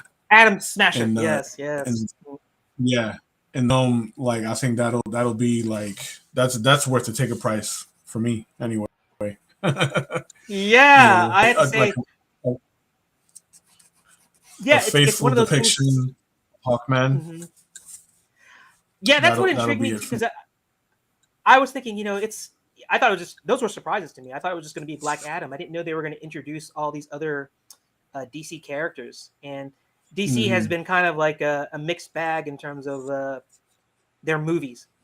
I think that love them or hate them. I think like the controversial ones about Zack Snyder, and of course, Suicide Squad got a little bit of a redemption with the James Gunn version. But I think that I hope that.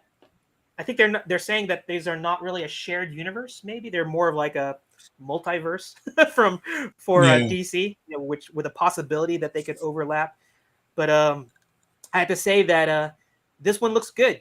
I'm hoping that it lives up to its hype and seeing those additional characters put in there, especially that Hawkman one probably was the one that surprised me the most in terms of how they did it. That Hawkman looked really, really impressive. Mm-hmm. And they got a legit like lineup, of actors in the film. Pierce Brosnan is Dr. Fate. Like that's huge. And I'm wondering how they're going to play that up because I'm like, with the success of Doctor Strange, how there's always an analog to every, of course, DC character to Marvel character or Marvel character to DC character, and of course, there's going to be some obvious comparisons to Doctor Strange. How do you feel about that? I mean, I really like what Cumberbatch did with Doctor Strange. How do you think Pierce Brosnan? How do you think Pierce Brosnan is going to do? I think Pierce will knock it out the park, dude. I mean, Pierce. Say what you will about him, but he's got some really good acting chops. I saw him in that movie with Jackie Chan, The Foreigner, and he did a really good job in that. I haven't seen that. What was the premise behind that one? So Jackie Chan and his daughter are they just moved to like Paris, I think. Yeah, it's Paris. Right? And in Paris, they've been experiencing terrorism from the IRA.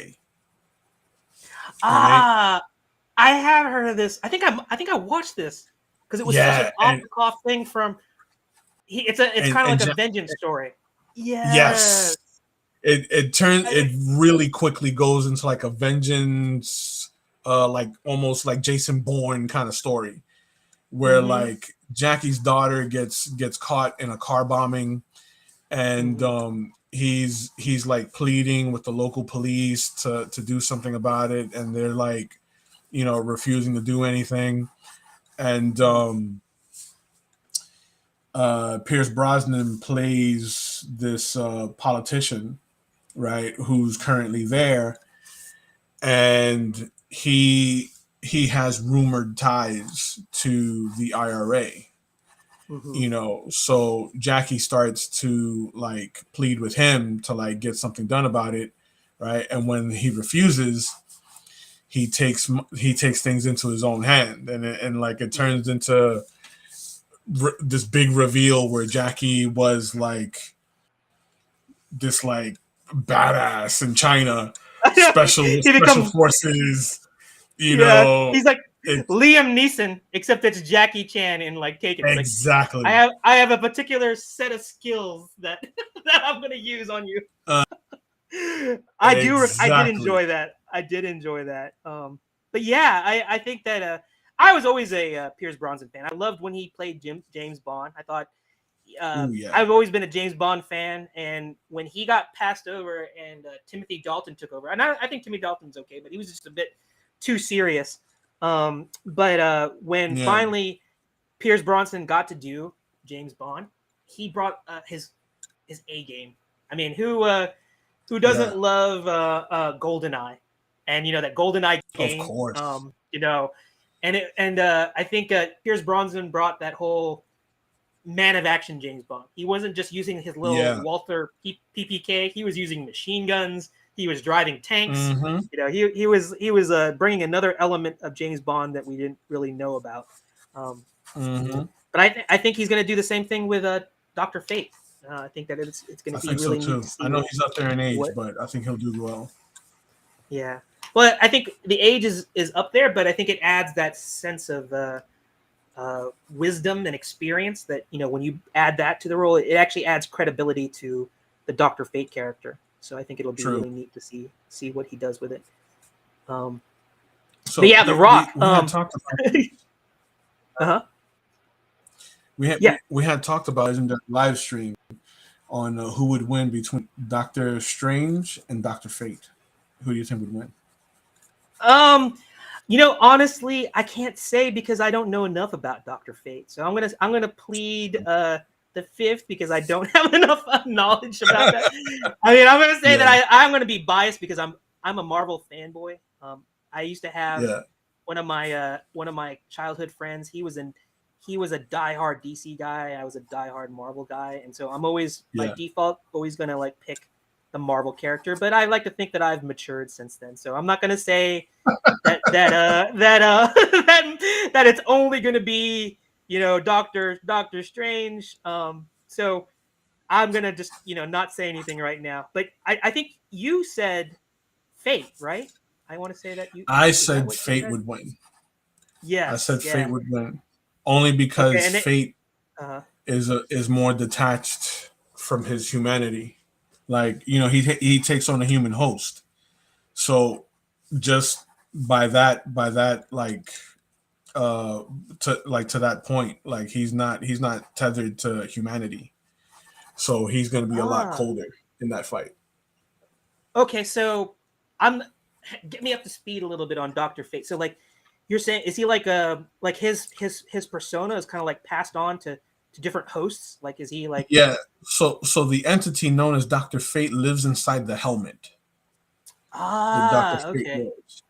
So once you put on the helmet, right, the entity of Dr. Fate uses the person as a vessel. I see. Gotcha. Right? So it's a lot like how Khonshu uses Moon Knight as his avatar.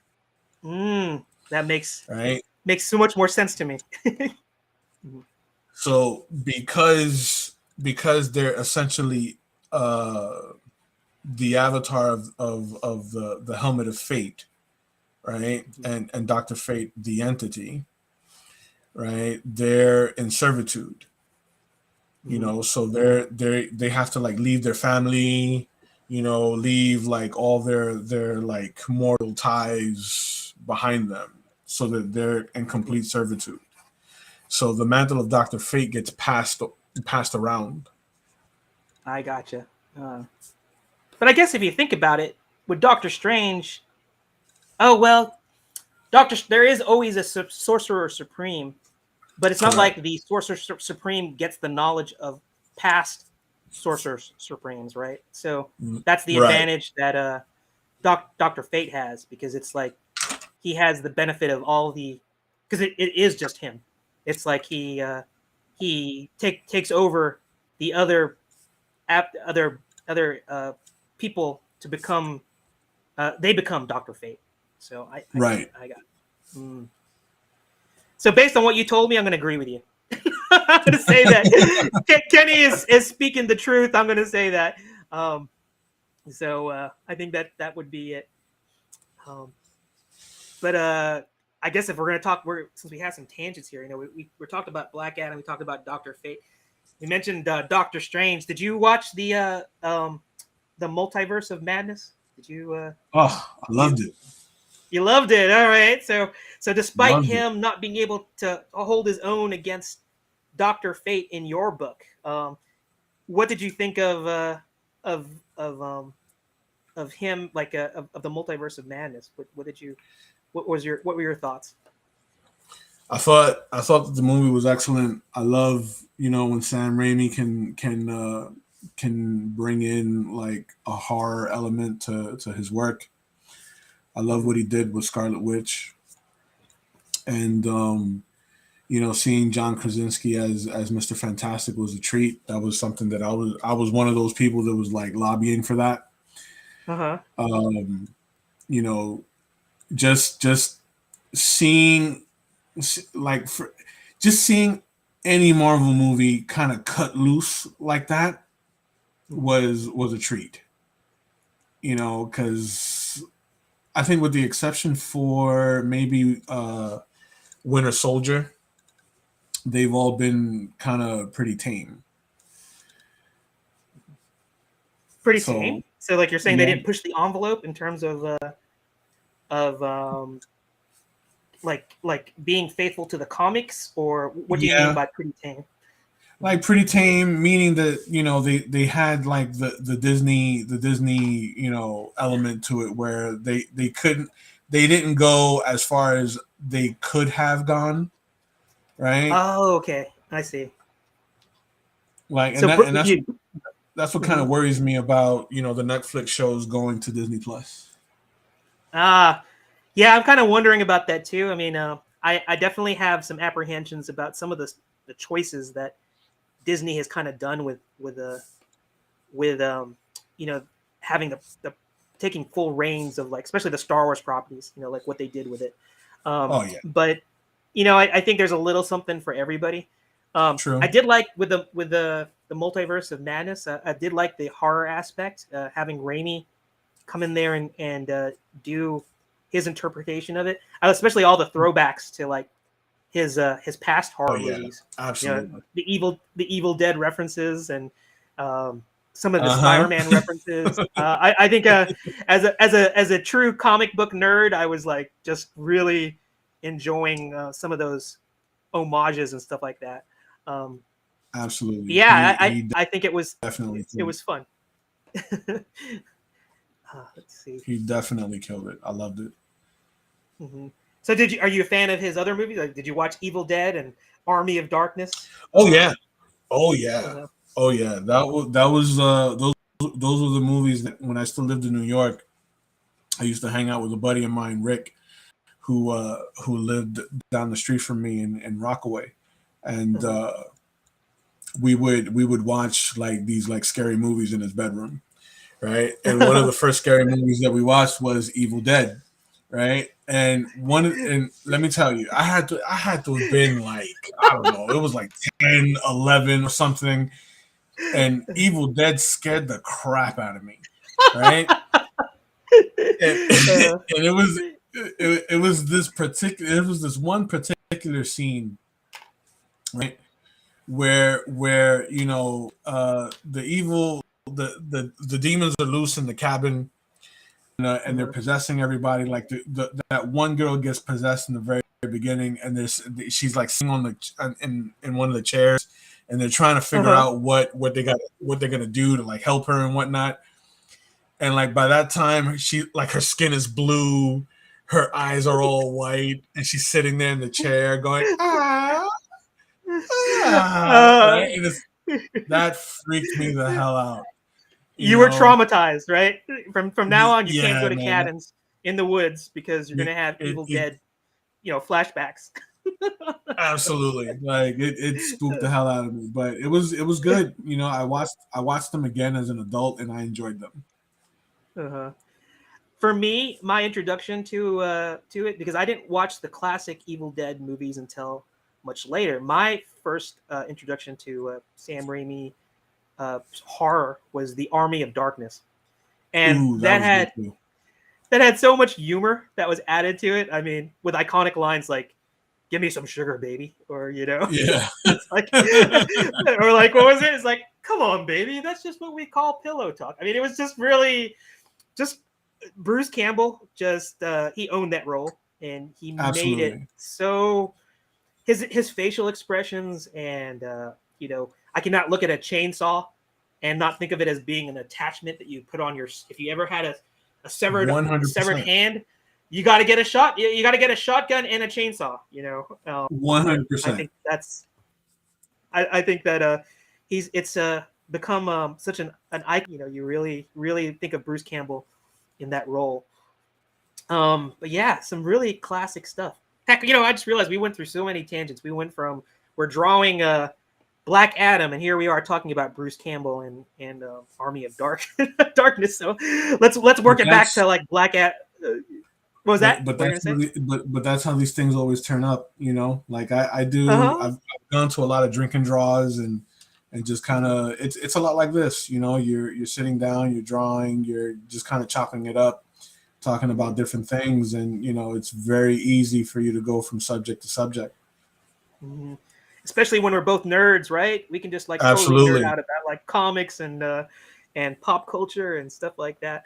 So okay, so here's a question I'm going to pose to you. Black Adam, to me, my limited knowledge of Black Adam, he's always been a villain. I never thought of him as being like a tragic character who is an anti-hero. And I think from the previews, they're kind of like setting him up to be kind of like this anti-hero where he's kind of like Venom, where they can kind of like set up this sympathy for him. And like, he looks like he lost his son, and then he gained these powers, and then he gets kind of like locked away for millennia, and then he's come back, and he can be we talked a little bit about Superman's story where he could be like humanity's savior or destruction, or like Hellboy too. Do you like that? I mean, it seems like every villain is not really a villain anymore. That we're trying to make him a hero. What are your thoughts on that? Well, Black Adam has always been uh, a bit of an anti-hero, right? Oh So yes. he lost his wife and son, Okay. right? And his people were like enslaved. So he's an extremist, right? Think of Magneto, Like. right? Mm-hmm. So when he was given the powers of Shazam, you know, he used them to like get back at the people that killed his family and the oppressors of his people. Mm-hmm. You know what I mean? And at the time, it was kind of frowned upon. So that's why he was locked away, and they were, and you know, he was imprisoned. You know what I'm saying? So Mm-hmm. he's always been that character. It's just because throughout like the golden age of comics, he was a bit of an extremist. Mm-hmm. You know, he's been pegged as a villain. You know, Uh-huh. um, a lot like how Magneto for the longest time was, you know, a villain. You know, even though his motivations like were valid, if you really think about it, Uh-huh. you know. So it's that vibe. You know what I mean? It's because of the fact that he's not very kumbaya about his approach. You know, there's always going to be that pushback, but his motivations are valid. Right. So he was Essentially, making go he ahead. was I'm kind of sorry. making anti-hero cool before before it became kind of popular with Venom, right? And him and Magneto were like they were the trailblazers Exactly. for like for that Exactly. whole learn something new here. And if you think about it, the a lot of those characters becoming anti-hero, that happened much later on because of their popularity. Mm-hmm. Like Magneto became very popular, especially after the Jim Lee run on Uncanny X-Men, or his run on X-Men, right? Uh-huh. Venom becoming very, very popular. Mm-hmm. Is that the timer? It is the timer. I got so caught up in it. I'm gonna like say, hey, since we're only doing two, and this is a little bit more complex, I'm gonna add let's add another 7 minutes to this, and Okay. that way we can do so. 7 more minutes. Keep on complete. Go ahead, complete your thought while you're while. So it's based off of the popularity of those characters. Mm-hmm. The fans loving those characters, and and the way books as being badasses, that now they start to give them some redemption in some cases. Like you get the Joseph character from Uncanny X-Men, Yeah. which is Magneto with like amnesia. You know what I'm saying? Yep. Mm-hmm. So that's where we get the anti-hero trope from. I mean, no one did it better than Punisher. Yeah, Punisher, you're so right. Uh-huh. Punisher for me is the OG anti-hero, right? Mm-hmm. Because And 100% unapologetic. There's no. It's like he is so set in like his mindset. It's like he mm-hmm, doesn't. He's not conflicted. He doesn't have like this inner conflict. It's like, should I do it? Should I not? It's like, no.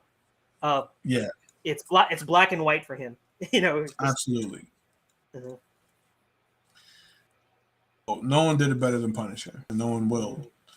right? So That is such like a good that's the good thing with example. Black Adam. Mhm. Yeah, because obviously it's like they're setting up. They got like A-list action hero, Dwayne the Rock Johnson to be Black Adam. So they want to build a franchise out of this. So I can't imagine a franchise being built off a villain or somebody that's just completely, a bad guy. So it's going to be neat what they do with it, I think. Yeah, I agree. I agree. I think that it's going to be a good movie. I mean, the previews look incredible. I'm excited for another DC film. I'm still waiting for them to bring back, a legit sequel to Man of Steel. Oh, I'm in your camp. I can't believe when you said that. I want Henry Cavill to reprise his role. Um, Absolutely. I think that everybody gave Man of Steel such a hard time, and I have to say that it was a different take on Superman, but I liked it. I like Zack Snyder gets a lot of hate, and Yeah.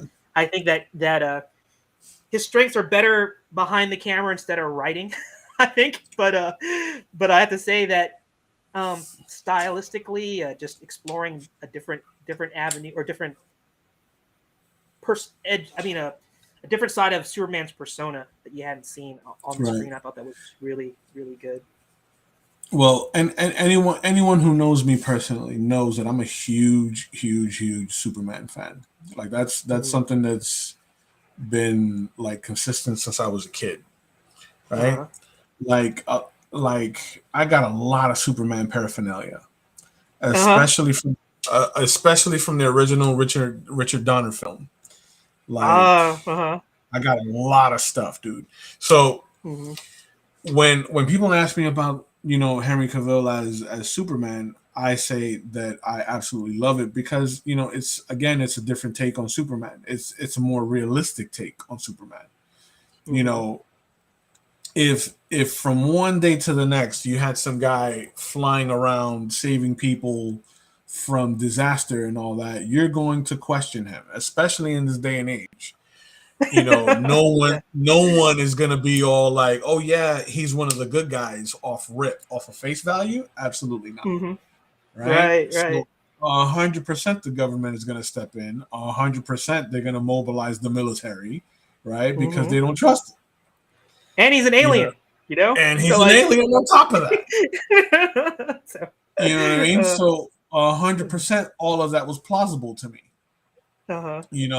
What resonated with me in particular was with his father, right? Yeah. Because that's the thing that I love about Superman and the mythos behind Superman and the way he's been portrayed in film is that it's very much a father-son kind of story, right? I watched the original Richard Donner film with my father. That was my very first superhero movie. So you got some feels, Friday nostalgia feels. Yeah. Absolutely. Mm-hmm. So like I will always associate Superman with my dad. So and then in Superman 2, seeing the whole dynamic where Jor-El is trying to convince him not to give up his power for Lois, and you know what I mean, like all of that resonates with me. Yeah. It kind of takes my own relationship with my father. So I think that the Superman film Steel was a smart movie. And it gave it more credibility when I found out that when Zack Snyder was planning his Snyderverse, he was doing it alongside Jim Lee. Him and Jim Lee were there together storyboarding, mapping out the timeline for the movies. So I feel they should bring back the Snyderverse. I'm with you. I know that's just to see what the full vision would have been. Like you just mentioned the Jim Lee. I have tremendous respect for him. Yes. And I think with Jim Lee too, I think definitely stronger as an artist than as an author. But I think we can kind of look at the New 52 and how that kind of went. But I have to say that if they got together and if they were already plotting them out, I think some of the things that I heard about were just kind of brilliant. It was kind of sad that we don't get to see that. Well, I guess there's a petition going around to see if bring back the Snyderverse, if that's going to happen. Oh yeah. Twitter's been going heavy about bringing back the Snyderverse, especially with the success of the Snyder Justice League. Yes, and it's shoot! See, we got so caught up in talking. the 7 minutes disappeared. And as much as I would probably like to keep on talking, I want to make sure that we get to some of the other parts of the show. And this was a fun challenge. And I'm going to look at your screen and look at that. Oh my gosh. I always am so happy when I can finally look and see what my guests have done. And this is brilliant. I like how you did this. And I like how you kind of gave Black Adam a more youthful look too.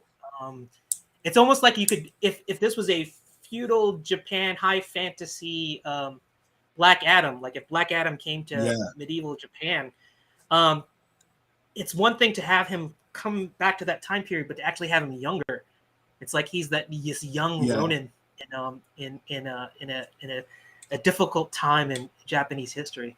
Very cool. They can wield lightning. Yeah, that could wield lightning. And you know what? I was a big fan. We were talking about big fan of toys too. And Todd McFarlane had these great toys back in the I want to say it was in the early 2000s. He did a whole line of Japanese mythology style Spawn characters. And man. I look at this and I'm saying, hey, if Todd were to do a what if Black Adam was in feudal Japan? This would be it. This is so cool. That'd be cool. Yeah. All right. So I'm going to look in our comments field. I'm not sure. Does it look like anybody commented that they were drawing along? I'm going to go to our Facebook page. If you want to keep on working on that, I'm going to look and see if anybody in the art show drew along. So let me do that. And again, Kenny, if you want to like mess around with this more and send us something, Sure. a little, once you refine it, we can definitely incorporate that, or share that with our audience Sure. and basically replug this show. Oh, look, So I see that Sarah's both asking about my brush. about your what? She's asking about my brush. Oh, yeah, you So want to go ahead and answer that? Yeah. yeah, so Sarah, I'm using a Tombow brush pen, right? These are with the cartridge that you can Amazon, right? And it's squeezable. This is one, and then I'm using a Pentel pocket brush, right? I'm using this one now simply because I feel like this one's starting to dry out, so I need to change out the cartridge. But I know that this one is still pretty full. And then for my line art, I'm using a Furunosuke hard tip calligraphy pen. Right, Mm. so these run really well to weight. So if you push down on them, it's going to give you a little bit of a heavier line weight. But if you're really light, you're also going to get a thinner line weight, especially when you hatch. So these respond well to pressure. Ah. All right, we're getting a little bit of tools of the trade of a master inker here. So, and it's just kind of fitting that those are Japanese ink brush style Yeah. pens. So, keeping up with that Japanese mythology theme, we're keeping it all So, Japanese. so So, however, when I ink when I do comic pages, I ink with a brush, right? Like an actual dipping brush. So I use black ink, right? This is Sumi ink, and it's waterproof. All right. So after this goes down, you give it 15 seconds, and it's completely dry. You can go over it with watercolor, and it'll set. All right. maintain, And I yeah. use I use old watercolor brush, right, for some small areas, and I do use a Tala G-nib tip, right, with the Sumi ink. These I love these. Oh shoot, we're gonna have to have another show on with you where we can talk about. I'm gonna have to like maybe get some other guests who are inkers, and we're gonna have to like just Oh man, that would be everybody great. together, and we have to do an inking show, and maybe we get some artwork that we find, and all the inkers can get together. I think we talked a little bit. I talked to Joe and another one of our former contributors to Comics Cast, Vic Medina. We were talking about doing an inker show, and That'd be seeing awesome. all these tools. We maybe have to do that, and that way we can kind of like have like an artwork that all the inkers that we have on the show could probably like talk about their techniques and ink the same thing, because I think Absolutely. inking is like I think what was it? Was it Chasing Amy? That movie where they were talking about The inkers. tracer? And they were saying, yeah, that's like you're just a tracer. No, it's like you just insulted all inkers who like really put their heart and soul in it. It's an art unto itself. Like being Absolutely. able to ink really well, just like coloring. Coloring is an art to itself. Like lettering is an art unto itself. But yeah, so Sarah says, she says, thank you for the info, Kenny. So thank you. I'm glad that you're able to share the tools of the trade. All right, so let me share with you, Kenny. I'm going to share with the audience. Brian Acosta and Victor Ruffino have come back to draw along with us. So let me stop sharing this, and I'm going to minimize the screen, and I'm going to share what they did. Here we go. All right, so to show this is Brian here. Brian, nice. Check that. Brian, this is so awesome. And I like this. This guy, I get kind of like this Knights Templar kind of vibe to it, Samurai Templar kind of vibe to it. It has a samurai, but yet kind of like I said, like it has that kind of vibe to it, and very, very cool. And I think DC, take note. So if we're gonna do a Black Adam goes to Japan, maybe we need to consult Brian here with this. And Victor also drew along with us. So here, this is Victor, and he went cool. I don't know what it's like. Went Raiden on it, and I have to say that would have been like a I don't know why I didn't even think about that. The Raiden look, because the lightning. True. And True. it's like I totally blew my. I mean, I didn't think about it, and it seems so obvious. And I like it. I like it a lot. I think this is I a dig that. really, really neat fusion of Black Adam in Japan, and making him kind of Raiden-esque. So very, very Yeah, cool. I like the perspective that he used. Yes, and that's the thing about Black Adam, is that I think when they're Black Adam, kind of like in the previews, he kind of has this Zod vibe to him. So, of course, General Zod is all evil, but it's like, I remember Right. that iconic line, from those Donner movies with Zod. He goes, "You must kneel before Zod." It's like he has this. He's Yes, always being depicted above man. Like he's always like, of I'm better course. than everybody. So I like this. There's an attitude. This is that storytelling that Kenny was talking about. When you have an illustration Yes, that can tell a story and evoke these emotions. So very, very cool. So let me absolutely. so thank you, Brian. Thank you, Victor, for contributing. Let me turn this off.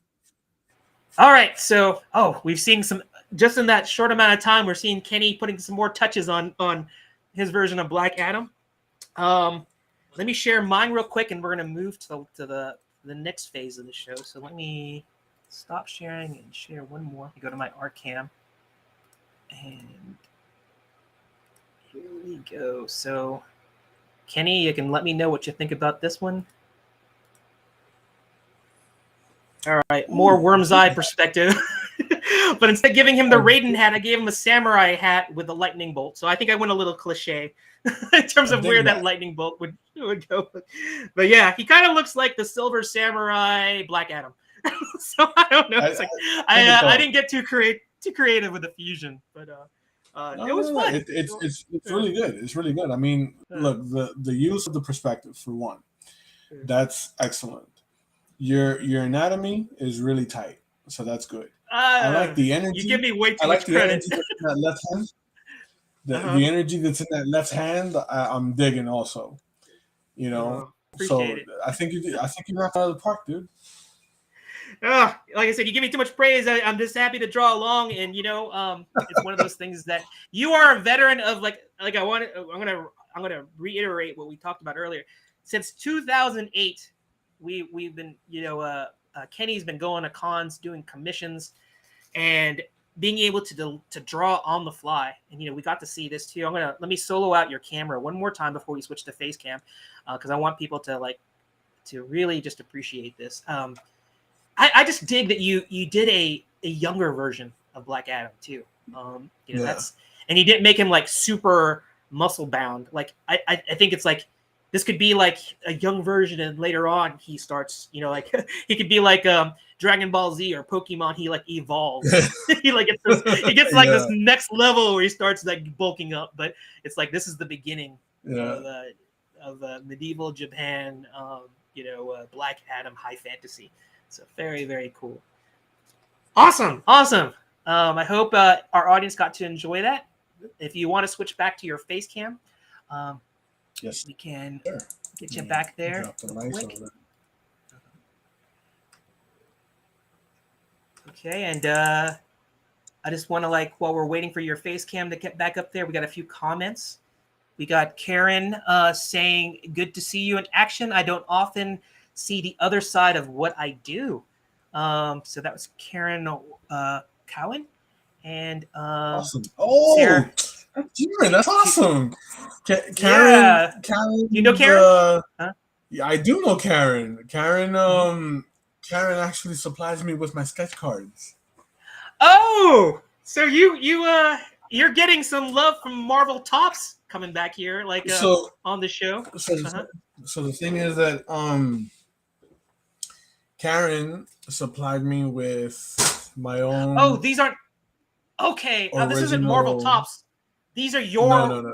custom. These are These are your mine. custom Yeah. Wild Inks cards, sketch cards. Yes. That's awesome. So, So so yeah. Karen is awesome. She's quality is unsurpassed, ladies and gentlemen, and she's very timely.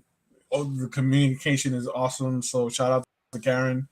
She's also we're also going to be doing some sketch cards licensed under Legendary Illustrations. So look out for those also. Oh, okay. So if you need to get good sketch cards, or heck, if you want to join WILDINX, you can talk to Kenny, and he can hook you up with these excellent sketch cards from Karen. Always. So Karen, thank you for chiming in.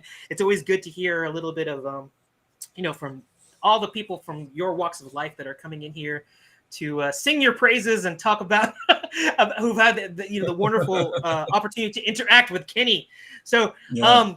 okay, so we finished the live drawings, and we're going to go into talking a little bit about the future. But before we do that, there was one more IP that you worked on, which both of us have a shared connection to, and I want to talk about that before we talk about the future and eventually the Oscar speech. So let me pull up one more thing. I'm going to share a screen. It's going to go back to that PDF that I shared earlier.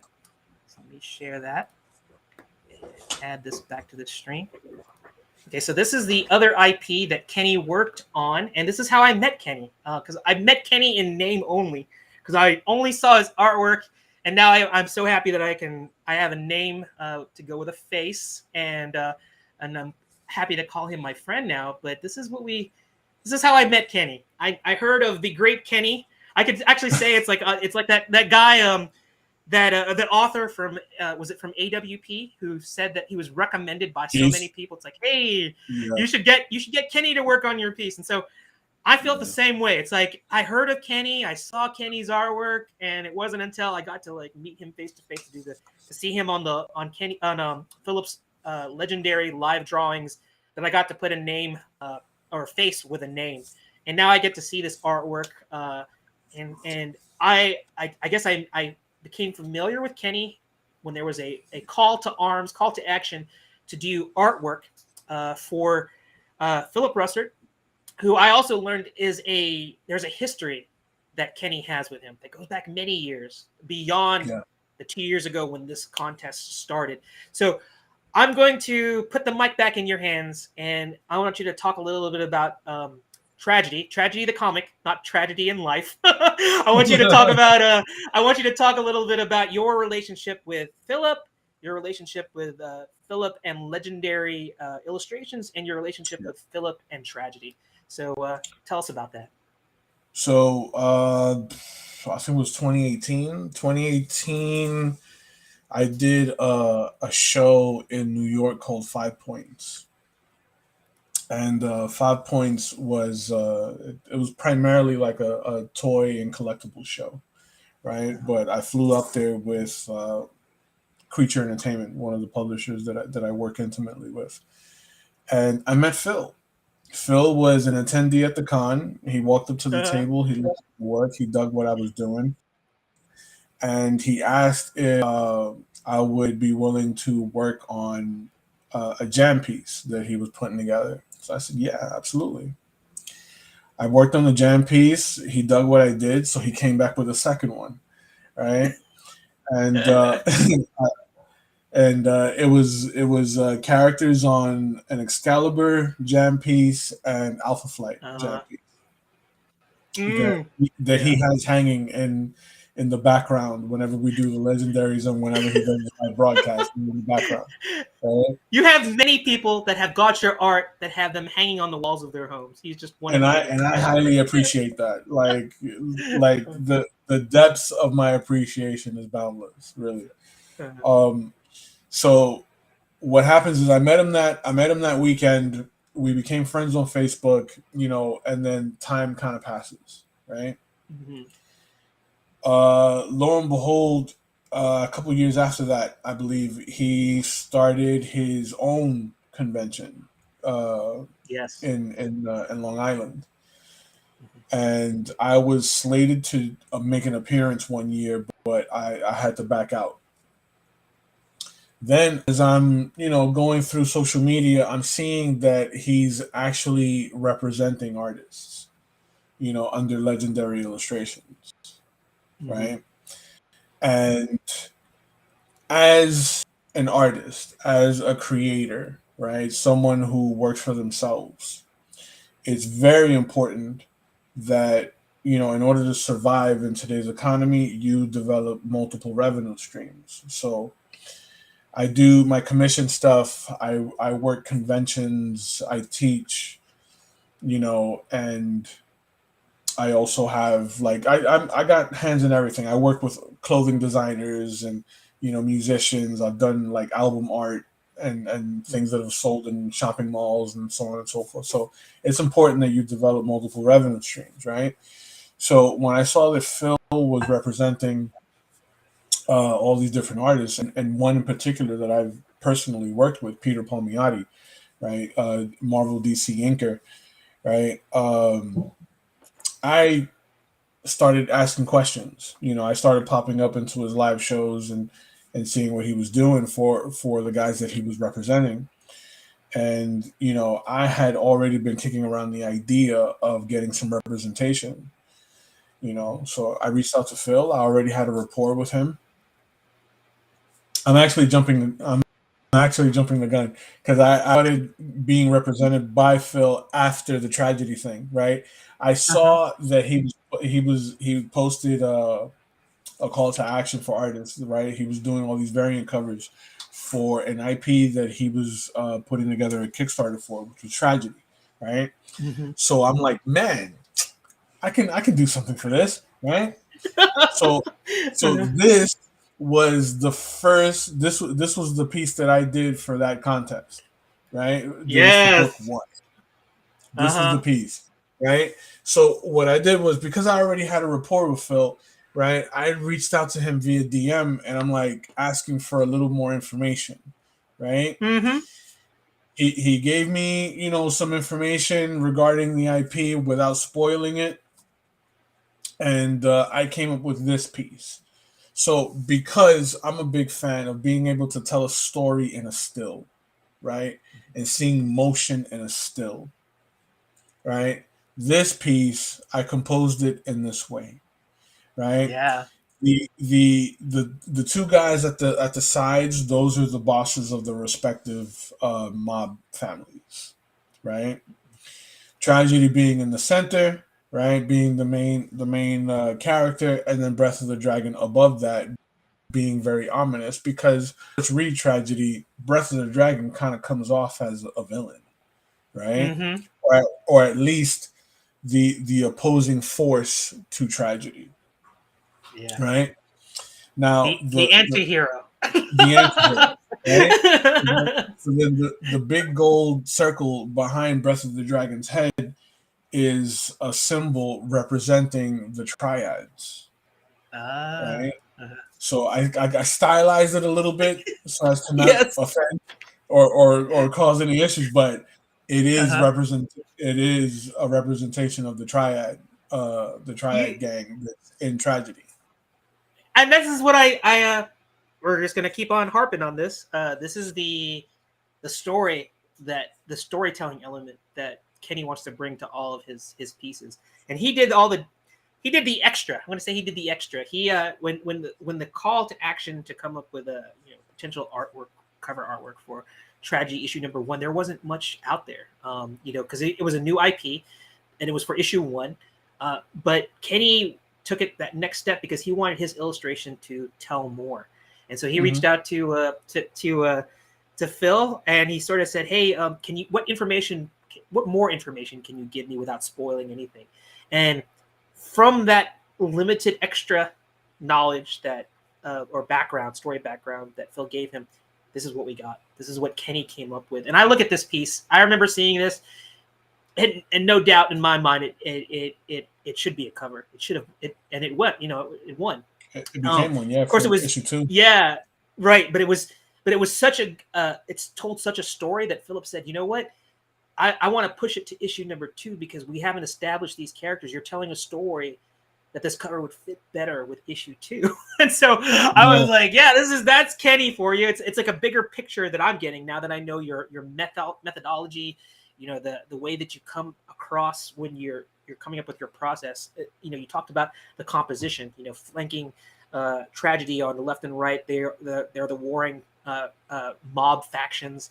You have Breath of the Dragon at the top. This I'm looking at this and it has such a movie poster quality to it. It's like you could just put the tragedy logo and then put the little credits at the bottom and who the Yeah. studios and the Motion Picture Association, and of course it's going to be rated R just because it is tragedy. Oh, absolutely. But absolutely. but I'm just saying, this is. I thought it was really great to show this because this is the thought process. We got to talk about this throughout the show, and this particular cover, I want to say it epitomizes your approach to art. And the other pieces that we have here, you did a solo action shot here. Well, it's actually the action has already happened. The narrative is like it's game over. The Breath of the Dragon's already like dealt his death blow already to all these poor souls here. But again, it's telling a story here, and I like this piece because you gave me the tighter pencils. We got to see the inks, and then here we have a colored piece here. Did you color this one too, or did somebody else color this? I did. Dang! I do all my I'm going to say this is just. It's been a treat to actually see this, to see your process and how you've been able to take something maybe that's even a little bit more limited in the information that you're given when you compose things, but to come up, it's like you're taking just a little bit of a hint of something and come up with something like this. Of course, this was done. I think is this like interior, like a pinup art, or is this going to be used for another this cover? Is well, actually, I intended on this being a cover piece. And it was going to be used for, I believe, issue 3. Issue 3, okay. But I did the follow-up piece where it's tragedy and Breath of the Dragon falling out of the window, and it's Phil this one right here, right? Yeah, Phil absolutely lost his mind with that one, and he was like, "Nah, the other one's good. This one's better," So I said, "No problem." He was like, he wants to use that. I was like, "No way." I'm impressed with both, but I have to say that Philip, if I had to pick between the two of them, this piece, hands down, there's just so much energy in this piece, and the strong diagonal, you can actually feel the movements. It's a static image, but it feels like there's so much in it already. Yes. You feel it. I could see this animated. I could see this being a movie, and actually seeing this still being recreated. But just tremendous talent. Love it. All right, so we got to talk about tragedy now.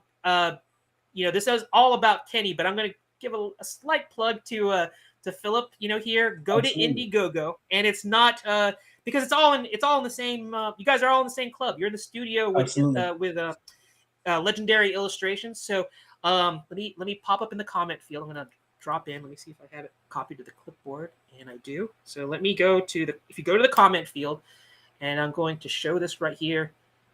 And it's kind of a long URL, but if you just go to Indiegogo and type in Tragedy Chapter 3, you'll be able to see it. But it is in the comment field, so you can click on it directly from there. Not now. Go later, after the show is done. That's how you can support Philip. You can support Legendary Illustrations. You can support Kenny, because he's a part of that bigger studio. Aside from WILDINX, he's also there with Legendary Illustrations. So go check it out, where you can see this artwork. Get this artwork right here that we have. That just is some incredible stuff. All right, so we've done that. Man, like I said, we're pushing already close to 3 hours, and I apologize to our audience. I just get so excited, and I want to keep on talking and sharing this stuff. But it is what it is, because Kenny is that good. So I'm gonna. Yeah, so let me get that off the screen so now we can see our big pictures here. All right, so we're gonna wind down the show. I'm gonna hand the mic back to you, Kenny. The last two parts we're gonna talk about. The first one is the future. What is in store for Kenny Calderon? What is in store for WILDINX?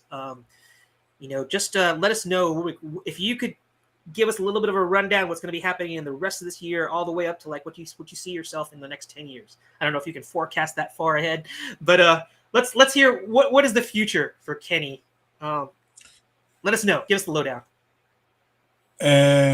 So I'm gonna finish out the rest of the year doing some shows that I haven't done before. Some shows, out of the state of Florida. So I'll be at Baltimore and possibly New York Comic Con. Fingers crossed, right? Mm-hmm. But regarding my career path, I want to put out one of my IPs soon. That's kind of in the works. Got a few IPs that I want to put out. Yay! One of which is one I'm gonna be like talking to Phil about, right? Uh-huh. It's I can give you a title. I can't give you much else after that. It's called Okay. Hotaru Saga. Okay. I didn't even know I was gonna get that. I feel like I got an exclusive. So we got a Yeah, little bit of a preview, and it sounds Asian Japanese. yeah. Maybe you're gonna pull on your Well, skills and fascination with anime manga, maybe, and this is gonna be something. I don't know. because it has a base in Okay. Japan. Like Uh-huh. it's got a basis in Japan. So Hotaru is Japanese for firefly. Okay. So it's sci-fi, but it's like noir sci-fi, but Mm. with a lot of street level action mixed Uh-huh. into it. So Hotaru Saga is the name of the IP. And ideally, I want to keep putting out more IPs, helping other creators get their IPs out. If they dig my art and if they feel that I would be a good fit with their stuff.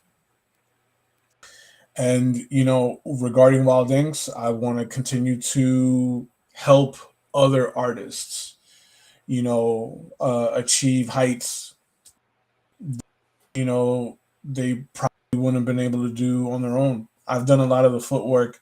So when I was coming up, I didn't have like that mentorship. So a lot of the people that I know today are people that I've gone up to and shook hands with. That I've like take to network with.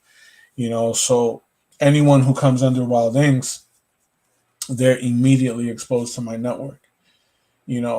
And my only mission is to help you grow as a creative, help you grow as an artist. You know, you're not tethered to me. You Mhm. know what I'm saying? So you still have the freedom to do what you do. I get the satisfaction of knowing that I helped you. Sort of like get to that next level. That's it. So with Legendary, I foresee big things with Legendary. In the couple months that Phil's been representing me, he's already shown me a return in spades. So Mhm. legend the relationship that I have with Legendary, I see that long term. So ideally, to sum it all up, a couple of IPs, that are my brain children, out there Mhm. in the world for everyone to enjoy, and just continuing to do good art, that people love, and expanding the audience. Yeah, that is great. I mean, the future is bright to hear what you're planning to do. I'm going to add on top of that what I see in your future is because with Wild Inks, you've already positioned yourself to do a lot of your art in general, but you talked about working with musicians and fashion, and I'm like saying, if these IPs of yours, once they're ready to go, I'm ready to get my Firefly. I forgot what the Japanese word that you talked about, but I'm just gonna say my Hotaru. Firefly. Yeah, Hitaru. Yeah, I'm gonna get my T-shirts and the fashion thing, and then there's gonna be a soundtrack that's gonna go along with it Yeah. because that's one message that I want to like reiterate here with Kenny is he's been dropping all sorts of great uh, process advice, positivity outlook. This is what I've been getting from Kenny. But Kenny is talking about that variety in not only his artwork, but in the networking aspect. And he has his hands in many pots here. And when he gets to that point where he's comfortable to get his IP out there, he's going to have all of his ducks in a row to do a media onslaught. I can see like a marketing campaign and animation and a soundtrack and and it's like, it's going to be a media blitz. We're going to see it on Netflix. We're going to be able to buy those shirts at Target. I have no idea. It's going to be, the world is your oyster. It's going to be just really, really cool to see that. So, well, God willing. So that's God willing. It's so true. Amen to that. So, we've talked about the future, and we're approaching 3 hours, and I'm gonna have to like wind down the show. This is where I'm gonna get kind of sad because we have to all good things have to come to an end. But I'm not gonna say goodbye because that means that sounds so final. I'm gonna have to have you on another show. We can do part 2 of this discussion. But as we move to this part of the show, which is called the Oscar speech, you don't have to worry. I think Will Smith has been given Oscar speech as a bad name. So I'm not gonna. I don't think either one of us is gonna reach across the screen and like slap each other. We are all about the positivity here on Comics Cast with Kenny. So Kenny, I'm gonna turn the mic back over to you. You talked about the future, so let's just give us your final thoughts and any thank yous. This is pretty much just open mic for you to just give us like I said, your final thoughts. So here we go, and take it away. So first and foremost, I want to extend a thank you and a fond appreciation for having me on the show. Right? Anyone who's who sees enough in me to expose them to their audience, like, I greatly appreciate that, sincerely. Anyone who's supported me, before I started doing shows, and even up until this point, anyone who supports WILDINX and anything that WILDINX is attached to, I highly appreciate that. I'm able to provide for my child, doing this, full time. My mom, my sister, who are among my biggest supporters, my fiance Melissa, I love you.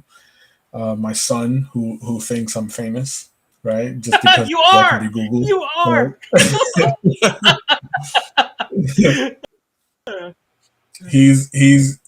he's low key my biggest motivation. Okay, because I started this, wanting people to respect me and my body of work, right? But after becoming a father, it's become about the legacy that I leave behind for him. I want people to respect the Calderon name, and just I want to leave behind a good reputation. You know what I mean? It's one that he could be proud of. So, aside from that, Phil, awesome. Thank you for repping me, right? All the guys that I've worked with, Creature Entertainment, Cathalson, Keith, and anyone who's considering, using me on their IPs, I thank you in advance. All right. I want to make sure that was, I'm getting all misty-eyed here. So I just wanted to make sure that was the end of it. So. But yes, I'm going to have to say, in the pantheon of Oscar speeches that we've had here on Comics Cast, that's gonna be up there with the top 5 there. I appreciate it. Thank you. I'm going to say, it is a pleasure, like with all of my guests, to feature your talent, your time, and to tell your story on Comics Cast. It's a special thing because I think it's a basis for inspiration for any artist or creator that's on here, to see that you're not alone. There's plenty of creators out there that are going through the same thing. And when they can share their nuggets of knowledge, their bits of wisdom to help you get to where you can be creatively, that's what it's all about. And in this time of virtual everything, it's also been a good thing because I don't think I would have met you without these things, and be able to share, your story with everybody.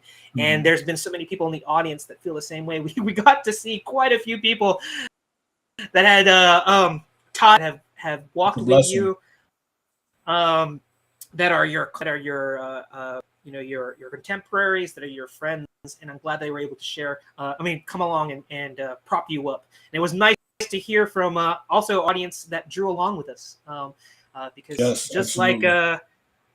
like them, I was also inspired when I saw you draw along on Legendary, and I wanted to draw. I had to have you guess, and it was just coincidental that you're doing a double dose of promotion here for Kenny Yeah. Calderon. You are definitely leaving a Yeah. meaningful, you're definitely leaving a legacy to your son. And I think that you, as a creator, but also a mentor, we talked about you being a teacher. You are impacting the next generation of artists as well. So thank you so much. So like we do with all of our shows, I like to end it with this. So let me pull up one more page. So here we go. So this is Golden Fight. Let me pull up the URL. It's very simple. It's just www.goldenfight.org. Now, they're our charity partner. We are not financially tied to them in any way. We just to them. They're an organization that I like to call is big enough and small enough at the same time. Small enough, they are not like super big. They're not nationwide. In fact, they're like in my neck of the woods, the Mid-Atlantic region. And what exactly is Golden Fight? This is where they're big. This is where they are huge. They are a charitable organization that helps families who have kids that are dealing with difficult illnesses like cancer. And when parents are focusing on the healing of their child, when they're battling to kick the ass of cancer, they're going to need that financial. That's where Golden Fight comes in. This is where they are huge. I was thinking that 98% of whatever money they raised would go to those families, and that little tiny minuscule, like 1 or 2%, would go towards like taking care of administrative things. No, they give 100 money they raise to those families. So they are awesome. They are huge in that capacity. So it's our pleasure to bring awareness to them. Like I said, we're not financially tied to them at all. The leadership of Comics Cast, Joe Tolliver, is friends with the leadership at Golden Fight. So this is our little bit to give back, to bring awareness to a great charity. So if you have time, if you've been considering looking at a charity to help out, perhaps Golden Fight is that. So goldenfight.org, check them out. They are definitely worthy. So let me get that back out. Get us here, the two of us here one more time. I want to pop up one more thing here because I'm going to beat a dead horse. I want to like make sure that if anything, you can go to visit Kenny Calderon's social media handles now because we're done with this show. But it's, like I said earlier, it is not a goodbye. It is see you until next time. That's what it's going to be. I look forward to having Kenny back on here again. Hopefully we'll have some new news on his own IP, but he's going to continue to with his success with just doing his normal fan art stuff, but he's also involved with tremendous IPs that we were able to share as well. So that being said, I'm going to try and get this thing all queued up here. And I just want to say thank you for spending your Sunday with us and allowing me to showcase yet another tremendous talent in Kenny Calderon here on Comics Cast Let It Out. So stay tuned. We're going to try and get back on schedule. I know we've been missing some weeks here just because life happens, but when we do have a featured guest and when we're here now, it's always a treat. It's always something that's worth it, and I'm so happy if you stuck with us from the beginning to the end. It's another marathon show, but it was full of great stuff. So this is Gerald and Kenny signing out. We'll see you on Comics Cast Let It Out next week, hopefully. So we'll see you on the interwebs. Catch you later. Keep on drawing. One.